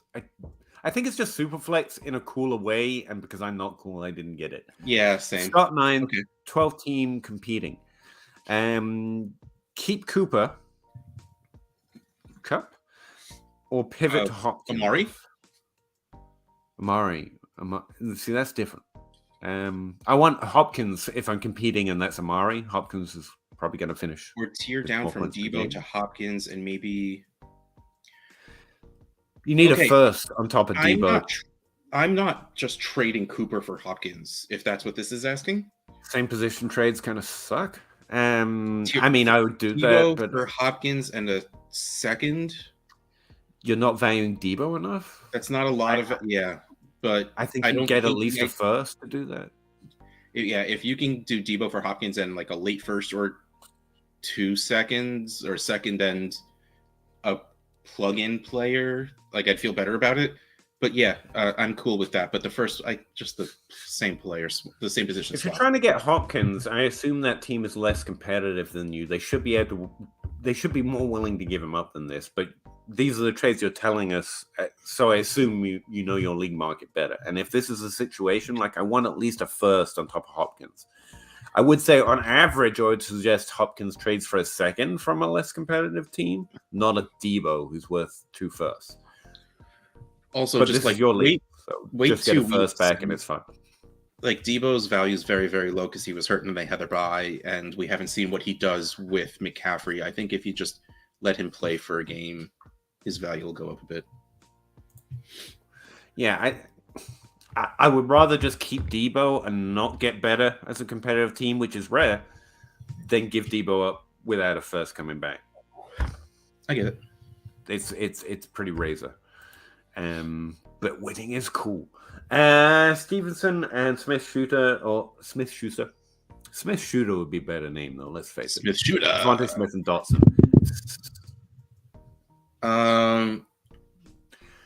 I'd take Ramondre and Juju. I love Devonta Yeah. Smith, but Dotson is very bleh to me. The only reason he has value is because he caught 2 touchdowns in his first game. Yeah, the only reason I'm stomached here is normally you say, oh, the 2 young wide receivers, but it's Dotson. So I'm like, nah, just keep the points and the Stevens good is wide just receiver. doing really well. Like, regardless of what we want to say about Patriots running backs, he's doing really well. He should have more value than this to anyone that's competitive. And if he doesn't, then just keep him. He'll still be something next year. Has to be Stevenson and Juju. You get it, Mac. You get it. Bobby Ham, 87, 12-team half-point PPR Dynasty, which is a good thing because inherited a roster short on talent and picks. That's never a good situation. You just have AJ Brown, Elijah Moore, Rashad Bateman, and Mooney, so I don't know how short you are. I mean, if that's all they have. We talked about this last week. I don't think Burks is a target for a team that's building. He's too risky. And I like Burks. I want him to have that injury pass on the season. But at this point, he's too risky. No, but the important thing is they're talking about trading for their first to get their own pick, which means you're going to have to overpay. This is still a lot, but I think I would do it if I had to. See if you can add. I would change the wide receiver. What other wide receivers they got? Anyone that's scoring points or is slightly older, they're probably more tradable to more teams right now than Burks. And so I would add or like add Mooney to this and see if you can change that second to something better. Like that's like I like Burks and I'm willing to just let it go because of me liking players. I had wide receiver 1. Like I'm saying, we should start saying I got it. I definitely got it wrong. Already so far to this point, he's just too risky proposition for a team that's trying to increase. Like you're trying to take less risk and build more value. But like you said, it is your own first. So if you can't switch the wide receiver out, but maybe modify that second to be slightly higher, there's definitely a trade you can do here. But those are my thoughts on it. That's in the rosters. Keep like Bateman, his value will go up. Elijah Moore's value has to come up. They're going to move him to the slot. Makes it worth it. If they don't throw the ball. But that's the only reason I'm considering trading him for less than 1 first. Less than 2 first. Just be sad about the fact that you're going to have to overpay to get your first back, as you should have to. It is an overpay, though. Gavin, poor me, planned on doing a 2-year rebuild, but drafted Walker and Olave. Whoops. Again, 1 year is really the goal. Now I'm in 3rd, 2nd in points and 1st in maximums. Good job. Well, your team wasn't that bad if just these 2 players did that to you. To be fair, especially since Walker took a 2nd and Olave took 6 weeks or so. So, yeah, good job. Carl's 10 teams who flex PPR, JT or a late 23 first? And 25 first. Give me the first. Rebuild, sure. Yeah. That's rough. Evening, gents. 12-team, 1 QB PPR, start 7. DK, Goblin, and 24 first. Which side? DK. I think DK. Saw a tweet today that ranked fantasy QBs Fields over Tua. Yeah, you see, there's too much hope in Fields. Too soon. Yeah, blasphemy, a little strong. We can all have our different faiths, but yeah, it's blasphemy. That is someone who was a Fields fan getting overexcited and just doing that. And yeah, too much. Power to him, man. It's nice to see a player pull it back. Justin Fields is a special player. It's just like we hope he can stabilize this. Tua has. And we hope that their front office realizes that they were stupid with the Velus Jones and that's it move. And hopefully they don't think Claypool is the answer. And hopefully they keep building that offense. But again, there's a lot of the word hope in there. I mean, Tua's got Tyreek Hill and Waddle like right now. I don't have to wait. And like Gesicki isn't bad. They just don't need to use him. And assuming they draft a real running back. Or not. They don't need more skills position players than what he's got. Just like build the wall of steel in front of him and let's stop the concussions and let's go. It's fine by me. I enjoy that as well. Gavin Ferguson, if you're going to ask for feedback, the least you can do is smash that like. Oh, thank you, Gavin. I thought I was going to get owned then, but that was a pleasant one. Thank you. You guys are great. Thank you, but you suck and I hate you. Fair. Bobby Ham, Tua doesn't have the ceiling that Fields has. Yeah, okay. Okay, but again, you're going back to the words that you hope that he can keep doing this. Yes, he does. You're going back to like remember what Lamar looked like his I almost said freshman year, his rookie year, and then what he looked like his sophomore year. It took a while to adjust to the fact that people got tape on him, and then it took him a while to figure out what to do with it. Then they had to sort of shift what their offense was to really just turn into Marquise Brown and Mark Andrews and nothing else. And also that was even weirder because they then lost their running backs. Like so much has happened, like has to happen for this to stay its course. If Fields, if the Bears build that offense around him, and Tua is currently QB6. I really love you. I love people having hope in players. I'm a player fan. But if you think the one who might do it has more upside than the one who is doing it, your hope's infecting your dynasty play. And that's okay too. But like I can't tell you different. Tua is a QB6. He is a good quarterback with good weapons. Fields might be. That might should make him worth less. It doesn't have to. You can play any way you want. But like you're hoping versus having. And it's okay. But I'm not going to say, oh, yeah, well, obviously the have is actually the hope. I can't reverse it for you. Gavin, Russ, fuzziness makes it look like a deleted scene from Drug. I kept thinking there was a joke there where I was doing a witness protection interview, but no. Sure. Top team flex, top team with JT and Brees going down. Send my first for Henry and Lazard. Yep. Lazard is of no interest. Oh, sure. Why not? But Henry is worth it. Yep. In that situation. Still starting K. Dalton over Kyle Pitts. Man, like, I just love Can we all just take a second to appreciate 2022? Like, I hate it, but there are some fun moments. Last game, Kyle Pitts had 20 yards receiving with and like 100 air yards. Yeah. I mean, I've been really not enjoying 2022, but when you put it like that, this is a fun season. Good, thank you, Sheesh. Is Drake London a top 10 dynasty wideout at this point? Nope. I mean, he's not currently there. By August, don't you think that we could get all up in our feels about it?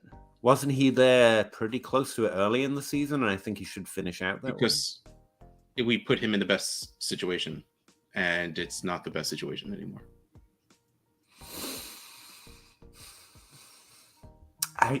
Some people are going to feel this way. He probably won't shake out that way in ADP or by most or in your league, but it's an interesting. Keep that in mind. Yeah. Super good question, Andrew. Small sample size. I'm in one of the 1 QB mock drafts right now. He went as wide receiver 15, I think. Yeah, you see, it's that borderline. Yeah, I could see that. But again, I think he should have more points per game to finish out the season, which means 15 to 10 isn't too big a jump for a wide receiver if he starts putting up more production over the next few weeks. Yeah, assuming he puts up more production. I don't see it happening, but okay. He's not right now. Russ is right. He's absolutely not right now. It's a really good question, Andrew. With the rookies coming in, and I don't think there's enough age out to happen to just push him up by default. I'm trying to take the hope out of my dynasty players. I was just suggesting to someone else, so I better do it. If Burks was doing what London has done so far, I would be like so animated about how he should be right now. That's why I'm trying to say, yeah, it's a good question. If you like London, I think it's worth valuing him there. I don't think he will be there and isn't yet. Yeah, he's not the point where you might as well treat him like that because he's at the edge of it anyway. But I don't think that's kind of it. Yeah. Stephen White, 12 teams who flex start 10.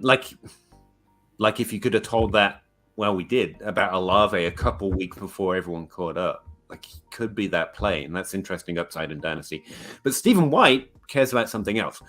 12 team Superflex start 10. Give Swift and Zach Wilson, get Fields and Jeff Wilson. I would give Swift and Zach Wilson to go get Fields. Yes.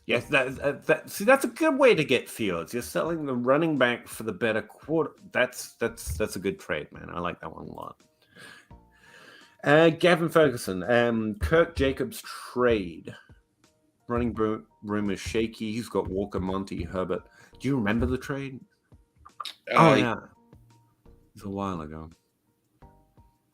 Yeah, there was like Kirk in a late first for Jacobs in an early second. Like it was just a few picks back. That was it. Yeah, and we said because it's such a small. Yeah. Well, you pointed that him. He's got He's got really solid wide receivers. Yeah, and it's a start to running back, which makes me completely get it. If anything, it makes me more because your team is competitive. I'm like, yeah, that's for that drop back. That makes a lot of sense. I like that. Norris Designs. A week ago, I traded Brees, Christian Kirk, and Jameis for Damian Harris, Carr, and Metcalf. I think that's a win because you get Metcalf. Yeah. Carr's better than Jameis by far. Well, yeah. Feeling pretty good. Yeah, I think he did pretty good. Yeah. I don't know. It just hurts to give up to me who I think is the best player in Brees. Yeah. It's that running back discount that's leaning towards a better quarterback, better wide receiver. I'm also not going to be sad going and get DK Metcalf. So, yeah, that's pretty good. I think this is a good trade because the other player's probably pretty happy to get Brees as well. Like, I lean a certain way, they're playing a different way. That's fine. Andrew, 12-team PPR start 8. Would you trade Mixon for Ayuk and a 25? Are we trading 25 picks now? Is that where we're at? Yeah. I mean, that's way far out, but yeah. Yep. 1 QB. Well, whatever. Could you guys discuss Deontay and Terry in Dynasty? Do you prefer one over the other, and why? I prefer Deontay, and it's because he's still getting the volume. His team's underperforming, not the player. And Terry, you could say the same thing, but Terry's not a volume player. His volume has always been less consistent. He plays on the outside, and he's slightly less proven. I want to say they're at the same age as well. I would just always bet on the floor of that volume. Deontay, I think, is a year younger. Oh, that's even better. And they're both in that age range where Dynasty players start to think of them more as points. It's actually peak point season, 25 to 30 is when they score the majority of their points. So that's fine by me too. There's a better chance of Deontay gaining value if that offense gets better than Terry ever gaining value again. If it's really what that comes down to. But yeah. And the other thing is, Deontay's a more versatile player. Not to say Terry is somehow limited, but Deontay excelled on the inside in college, and he's on the outside in college, and he is excelling on the inside in the NFL. And that is interesting to me if the offense can improve. And especially with the loss of Claypool and Juju, he's just got more pass to more volume or more success. Although both situations kind of suck, like you said. Yeah, but the Steelers are a much better organization than Washington. Anyway, yeah, if you were going to bet which one does a better job bouncing back, yeah. Dante all day, Gavin. Andrew knows. Flowsaurus. We're talking about Batman movies. Nipple suits. Clip. that's a clip right there. I would do that whenever you ask me to. Okay, but no, like Ice to me, like first of all, I love the stupid Ice puns that Schwarzenegger did. 2 things about this movie that I find amazing. First of all, when at the end of the movie where Mr. Freeze is quote unquote dying, that is actually voiced from Arnold Schwarzenegger after getting heart surgery, and then he lip synced it. That's fantastic. But my favorite part of that entire movie, which is pure trash, Bane, who in the comics and even in The Dark Knight Rises is a very smart person, was turned into a giant dumb thing. But he's going around placing bombs around something, and he literally just goes, bomb. bomb. Every time he puts one down, he says the word bomb, and it makes me laugh so How hard. is that not more entertaining than some gritty reality genre about a millionaire superhero? I mean, I like gritty reality from a millionaire super. I'm sorry. Bomb. Give me bomb, baby. Bomb. Bomb. Carl's PPR starts it at flex. Foreman, Zeke, Sutton. You can't play Sutton at this point. You can hope that Zeke has a decent game. Foreman, same. Like, if you're picking one of them, sadly, I think my answer is Foreman.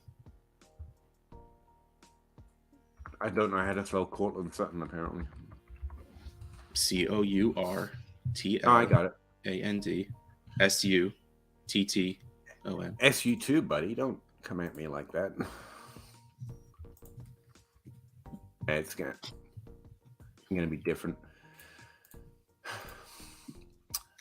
Yeah, Foreman and Sutton. I sit Zeke, and I'm not sorry in PPR. I mean, yeah. Batman Forever is the best Batman. Me and you, Mr. Scampus. As long as you're happy, that's all I care about. And as long as it's not Batman and Robin. It's the first time I've ever heard him. Like, Russ normally says that quite happily. It's very difficult for him to let us have that. I just want to highlight that. That's how much he cares. You like a Batman. People like a Batman movie. That makes me happy enough. Well, like Gavin Ferguson. That's a sick tat, Russ. But you should charge for showing that much leg. I am. My self-esteem is so low. I'll give it away. It's fine. OnlyFans at Rush Fisher. I'm just saying, it's pretty lit. Dark Knight for the. I keep it very dark. I mean, Heath Ledger just kick ass. But he loses in the end. Like, I want my villains to win. Well, no. See, the thing is, the speech with him hanging upside down, where he's like, "You and me were meant to do this forever." Like, I literally was literally clutching my chest watching that. I'm like, oh my God, this is literally perfect Joker. Yes, I can give me every year a new movie with them two going at it. And then unfortunately, Heath Ledger died. Well, that's the thing. Movies are made by their villains, and they're both polar opposites. You've got the most fun, terrible villain and the most fun, great villain. And they're just different spectrums. Yeah, like Batman by himself isn't usually very good, which is honestly why I loved The Batman, because they made Batman himself kind of interesting. Because usually the Batman in the movie, I was going to say, take boring. Batman out, and I'm fine still. That's why I loved Batman Begins, because it was the only movie to really show Bruce Wayne turning into Batman, which most of the humans in the world were probably bored to shit while watching. But I thought it was effing amazing. Yeah, I know the whole I went and trained with ninja thing always just make my eyes roll. I went to train with ninjas, and now I am a superhero. It's great. Yeah, and I'm going to read ahead because I'm going to have to leave soon. Heath Ledger versus Mark Hamill isn't fair. That is two insanely different things. If you ask me what the Joker sounds like, I'm going to tell you it sounds like Mark Hamill, but the embodiment of the Joker in what the character is was Heath Ledger. But my God, Mark Hamill. I'm going to speak up too. I still have I'm a little behind and also not feeling great, so I'm going to try and get to it all, guys, but we're probably going to fail. I'm just going to give you the heads up. Do you think Monty Smith will ever be a top 12 Dynasty wide receiver? No. Top 12? No. Top 24? Yes. Oh, yeah, for sure. Top 24. Wide receivers that way. He's young. He's good. He's going to have value spikes. He's fine. Yeah. Derpson. That's me. 10 team suplex, half-point PPR rebuilding, offered Sanders and Drake London. I'm going to do that. But the guy wants some draft. Yeah, they should. A first with Miles Sanders, I assume, for Drake London would still be a killer trade. And Sanders, so easily I would do that for Drake London. Yeah, I would add a first, and I would think that would be fair. If you're getting them with a second, that's awesome. Tyler, 12-team Superflex just traded Adams. That's the team. I'm trying to find the question. Do I stand pat or trade studs? Let me see. He traded away Adams and the core. If you of already your traded team- away Adams, you're already into the build, man. You can't back Oh down. no, yeah, start trading. You Like traded one of the best honestly, win now trade pieces. Swift, trade Terry. Saquon. Isn't worth. No, I honestly hope like because Kyler Swift going is the into only the thing season, here that I think I hold on a build. And you Kyler. have Sorry. 4 firsts, where 3 of them could be top 6, starting with Kyler and Saquon. And if you can walk out with That's one fair. of those quarterbacks, maybe you get that 1-on-1 and you walk out with Bijan and then Smith and Jigbo. Like you have a competing team already. Well, that's fair, actually. Try and trade everything but those first 3 players, Kyler, Swift, Saquon, and you've got honestly, enough here to build a young squad that kicks ass next year. Yeah, so I like that. And you've traded away Adams, man. You done answered the question. And honestly, it's fun. Yeah. Yeah. Like, You already started it. Adams is too good and too good this year. If you trade him away, you're already into it. And it's fine, man. This is Dynasty. Gavin, skipped the second part of my question. Did I? Sorry. Javonte, the new J.K. Dobbins. No. Prospect with flashes. That's the thing. Javonte had flashes of having both receiving and rushing work at a high level that has a higher, more consistent. It's JT at the worst, and Christian McCaffrey and Barkley at the high end. Dobbins, despite the fact he can catch the ball and do it very well, is in a shared running back backfield with Lamar Jackson. Like he's great, which meant he did have top 12 weekly upside, but consistently throughout the season, you kind of constantly find it was Lamar Jackson's turn to score the 3 touchdowns. And that was his limitation, not the player, not the talent, not his ability to catch the ball, even though it's a low passing offense when he's healthy, especially. And so for me, the upside was always more likely to be on Williams' side. And through the first, before he got injured, we literally saw that. The volume was there. The team was just, it's still sucky, but it was especially sucky to start with. They won't go into the red zone as often because Russ apparently was a Pete Carroll system QB. But we can argue that till the cows come home. They're in very different value situations right now because one's about injury and age and one's about injury and youth. So it's just a different proposition. Interesting comparison, though. Like, don't let me persuade you. That's just how I felt about it. They both hurt the same parts of their knee. And I'm not a doctor, but it sounds like Williams really hurt his knee. It was all the same as Dobbins. So was it? I don't even know. They Davis, now, do you think you should go after Amon-Ra? Amon-Ra isn't who I target specifically to win now.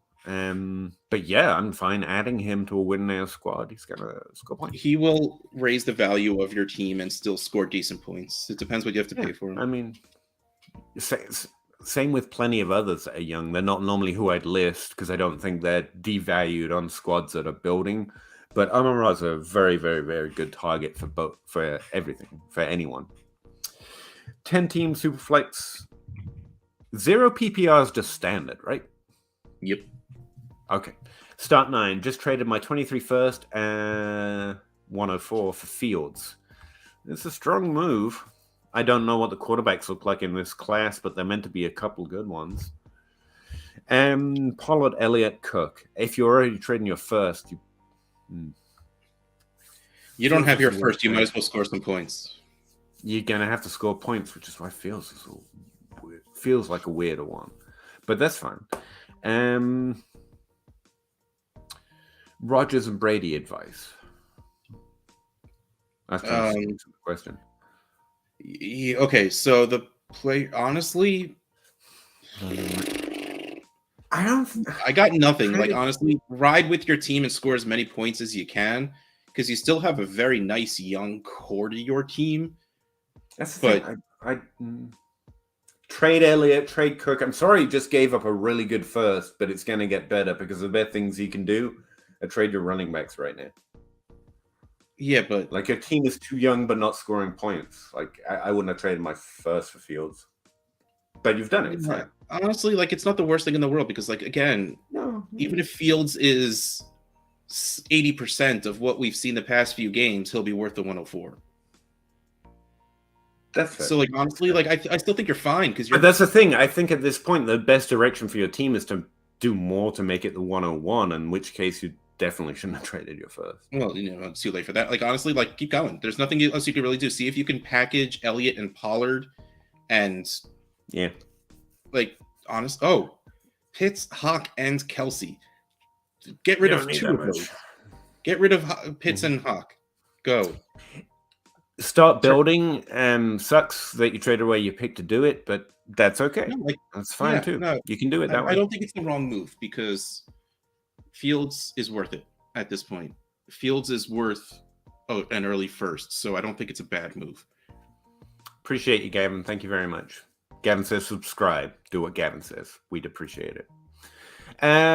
Chris, also 3 and 6. That's from this team up here that we were just talking about. But also, Fields is going to score more points than Rodgers is, so it honestly made your team better now anyway. Actually, yeah, it's not that point. Jacobs is less than a month older than Najee. Honestly, I thought Jacobs was running back years are different. Not gonna lie. Yeah. Najee came in old. Jacobs came in young. Jacobs is going to contract out though, so we don't know what his situation is going to be. Yeah, they're both. I point. I honestly legitimately thought that Najee was 25 and Jacobs was 24. I actually didn't realize that, so I appreciate you pointing it out. Thank you all. I've taken some of your advice in the past, and I'm 8-1 right now. Great. I would say that's you. I won't take any credit for that because you listen, you decide what to do. But we're happy to take the blame if it goes wrong. So, Oh, yeah. Cool. And congrats, man. That's awesome. Thank you very much for checking us out. Tyler, teams competitive Superflex, Burrow, Ramondre, JT, Chase, Allen, Diggs, Hollywood, Hawk, in Sun, Gino, Jimmy. Trying to trade JT for Saquon. I would love it if you could do that. I would love to be able to do that. It's a really good trade. Try to do it. It's okay if you have to add a second round pick too. If that makes it go down easier. It hurts, but I'd do it. Yeah. Especially with that team that good, it's going to be late. Yeah, I would do that. Mag, can't get a first, but can trade Amari to one team and get Hopkins and a 24 first. Hopkins and a 24 first. I think that's actually, you're trying to win. I think that's pretty good. Wait, can't get a first, but I can trade Amari to one team and get Hopkins for. Trade Amari for a 24 first and then Hopkins for a 24. So pretty much trade Amari for Hopkins, which I mean, I don't know, man. I legitimately don't have a right answer for that. It seems like a lot of work for very little points per game effort. Hopkins is going to be like top 5 points per game. I think he is right now. Thing is, if there's no age discount, there's no reason to target Hopkins. So you may as well go get Hill. You may as well go get Adams. You're not getting the discount you need. You may as well go get the player who isn't going to be worth a lot less by August. But I get wanting Hopkins, to be fair. I think this is just your choice, man. I don't think it's too far off that you shouldn't do it. I don't think it's too far in your favor that you should definitely do it. Whatever makes you happy. Yeah. And Amari's fine. That's the thing. If you keep Amari, I don't think you're doing too bad. I mean, I can't get the first on top of Hopkins, which is what I think you should get for Debo. Should I pivot from Amari to Hopkins? Oh, Amari. No. I'm even more confused now. And you're good. I remember the original trade, and if I'm understanding you right, it just doesn't seem like you're getting the discount on Hopkins that you'd need, which is fine. But if they're not competing and they're not willing to give Hopkins up for the type of things we said, I don't know, they're not gonna find that this offseason, But that's okay. You can't comment them into accepting it, but try to see what some of those other players that are getting more points per game that are older. Then I don't know what I'm trying to say now. Try to see what the Hill owner says. Where's his situation? Trying to see what the Adams owner says, because they have added points per game to Amari Cooper and are older. And if this guy won't devalue Hopkins, maybe they'll be more willing to trade into the value they won't get by August because they are older. I'm sure some of that made sense. Maybe my head is hopefully spinning. I'm expressing myself. If you haven't seen it yet, Harley Quinn on HBO is hysterical with just the right amount of realness. It's good amazing. It's amazing. I'm in the middle of the second season right now, and 3 I just tell came you out. what, I'm not really into the as I think shows through. I'm more into fun. When I watch movies and good movies aren't really my thing. But I would say Harley Quinn's one of the more interesting characters I've never seen explored well. Personally, I've seen her performed well, but the character always seems to be like, that's an interesting character, a psychologist turned insane. Like, it's like there's depth there that they never seem to have explored. So it'd be interesting. It does it a little bit. This does it much closer, but it's also insanely vulgar and violent and hilarious. But it does a little bit deal with the fact that she is in fact a doctor. She's a psychiatrist. That she's going through. Again, I don't even know the movies, but it's Stockholm syndrome, and it's also there's the abuse angle there of women who get in bad like there's a lot going on there, and she always seems like such a thin character from what my little knowledge of seeing. No media besides comic has ever really fully done her justice. I will absolutely say that, but the cartoon is very good. Cool. It's the most neon-filled Batman movie for sure. It legitimately is, yes. Would you pay 3 seconds for Pittman? Yep. Yes. Seconds or whatever. I would. I might skip for a few hours afterwards just to show how happy I was with a trade like that. Like 3 seconds is nothing. For a top. Yeah, definitely. Is getting Michael Corda for Schultz a fair deal? Yep. Yes. All right. I think I've hit my wall. Yes, sir. I'll see you in a minute. I'm going to try and finish it out, and then we'll go. But all right. Love everybody. Thanks very much, Russ. Catch you next week. See you, Nate. Nate? It's just me. That's scary. All right, let me try and not screw this up while he's gone. 12-team PPR Superflex, currently in 8th without my first. Trade away CMC for JT. 8th place, you don't have your first round pick. I think you should. I can't say that because you want JT.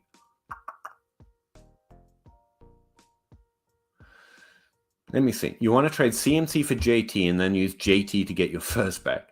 Like, have you talked to them and they're like, I don't want CMC, but I do it for JT? In which case, yeah, you're just doing what you have to get your first. I would think CMC can get you a first plus easily from a competitive team.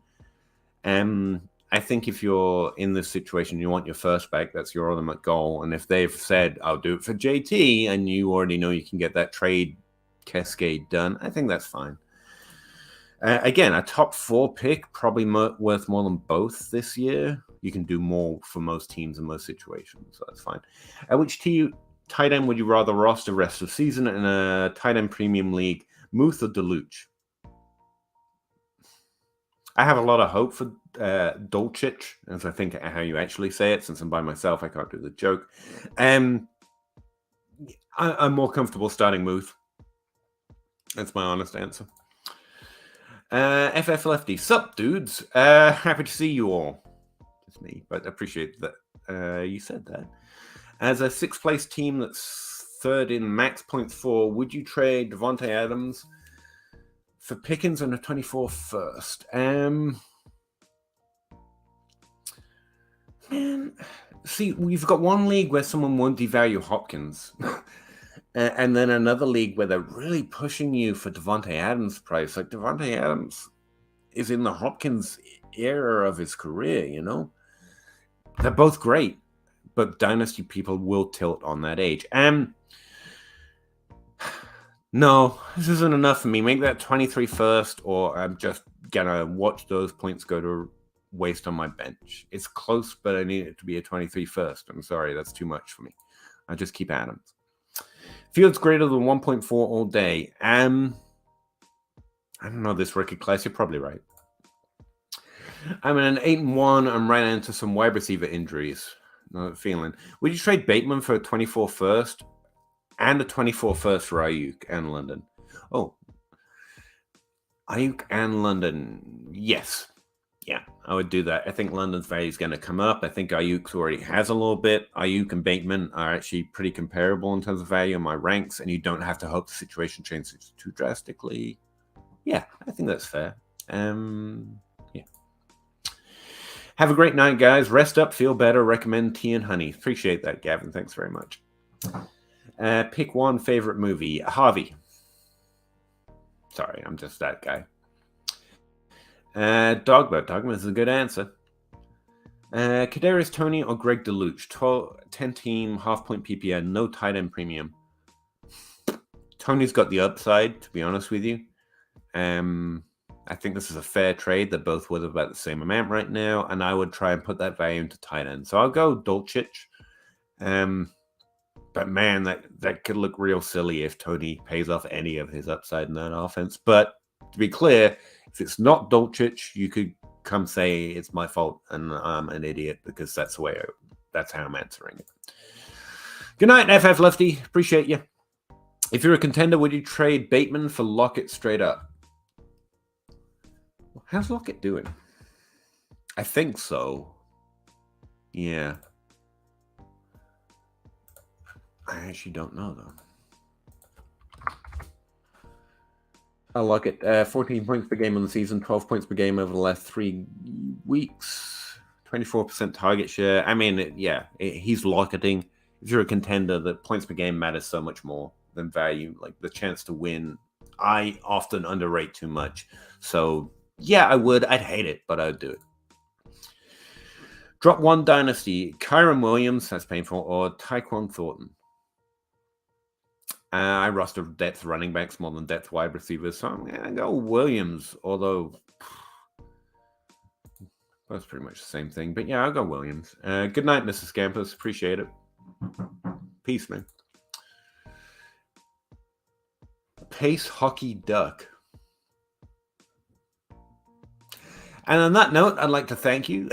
Say good night. I really appreciate it. Sorry you're ending it with me. I know I'm not the draw of the show, but I really do appreciate you all. Thanks very much. And we'll see you again next week at 9:30 when hopefully we have Zach back.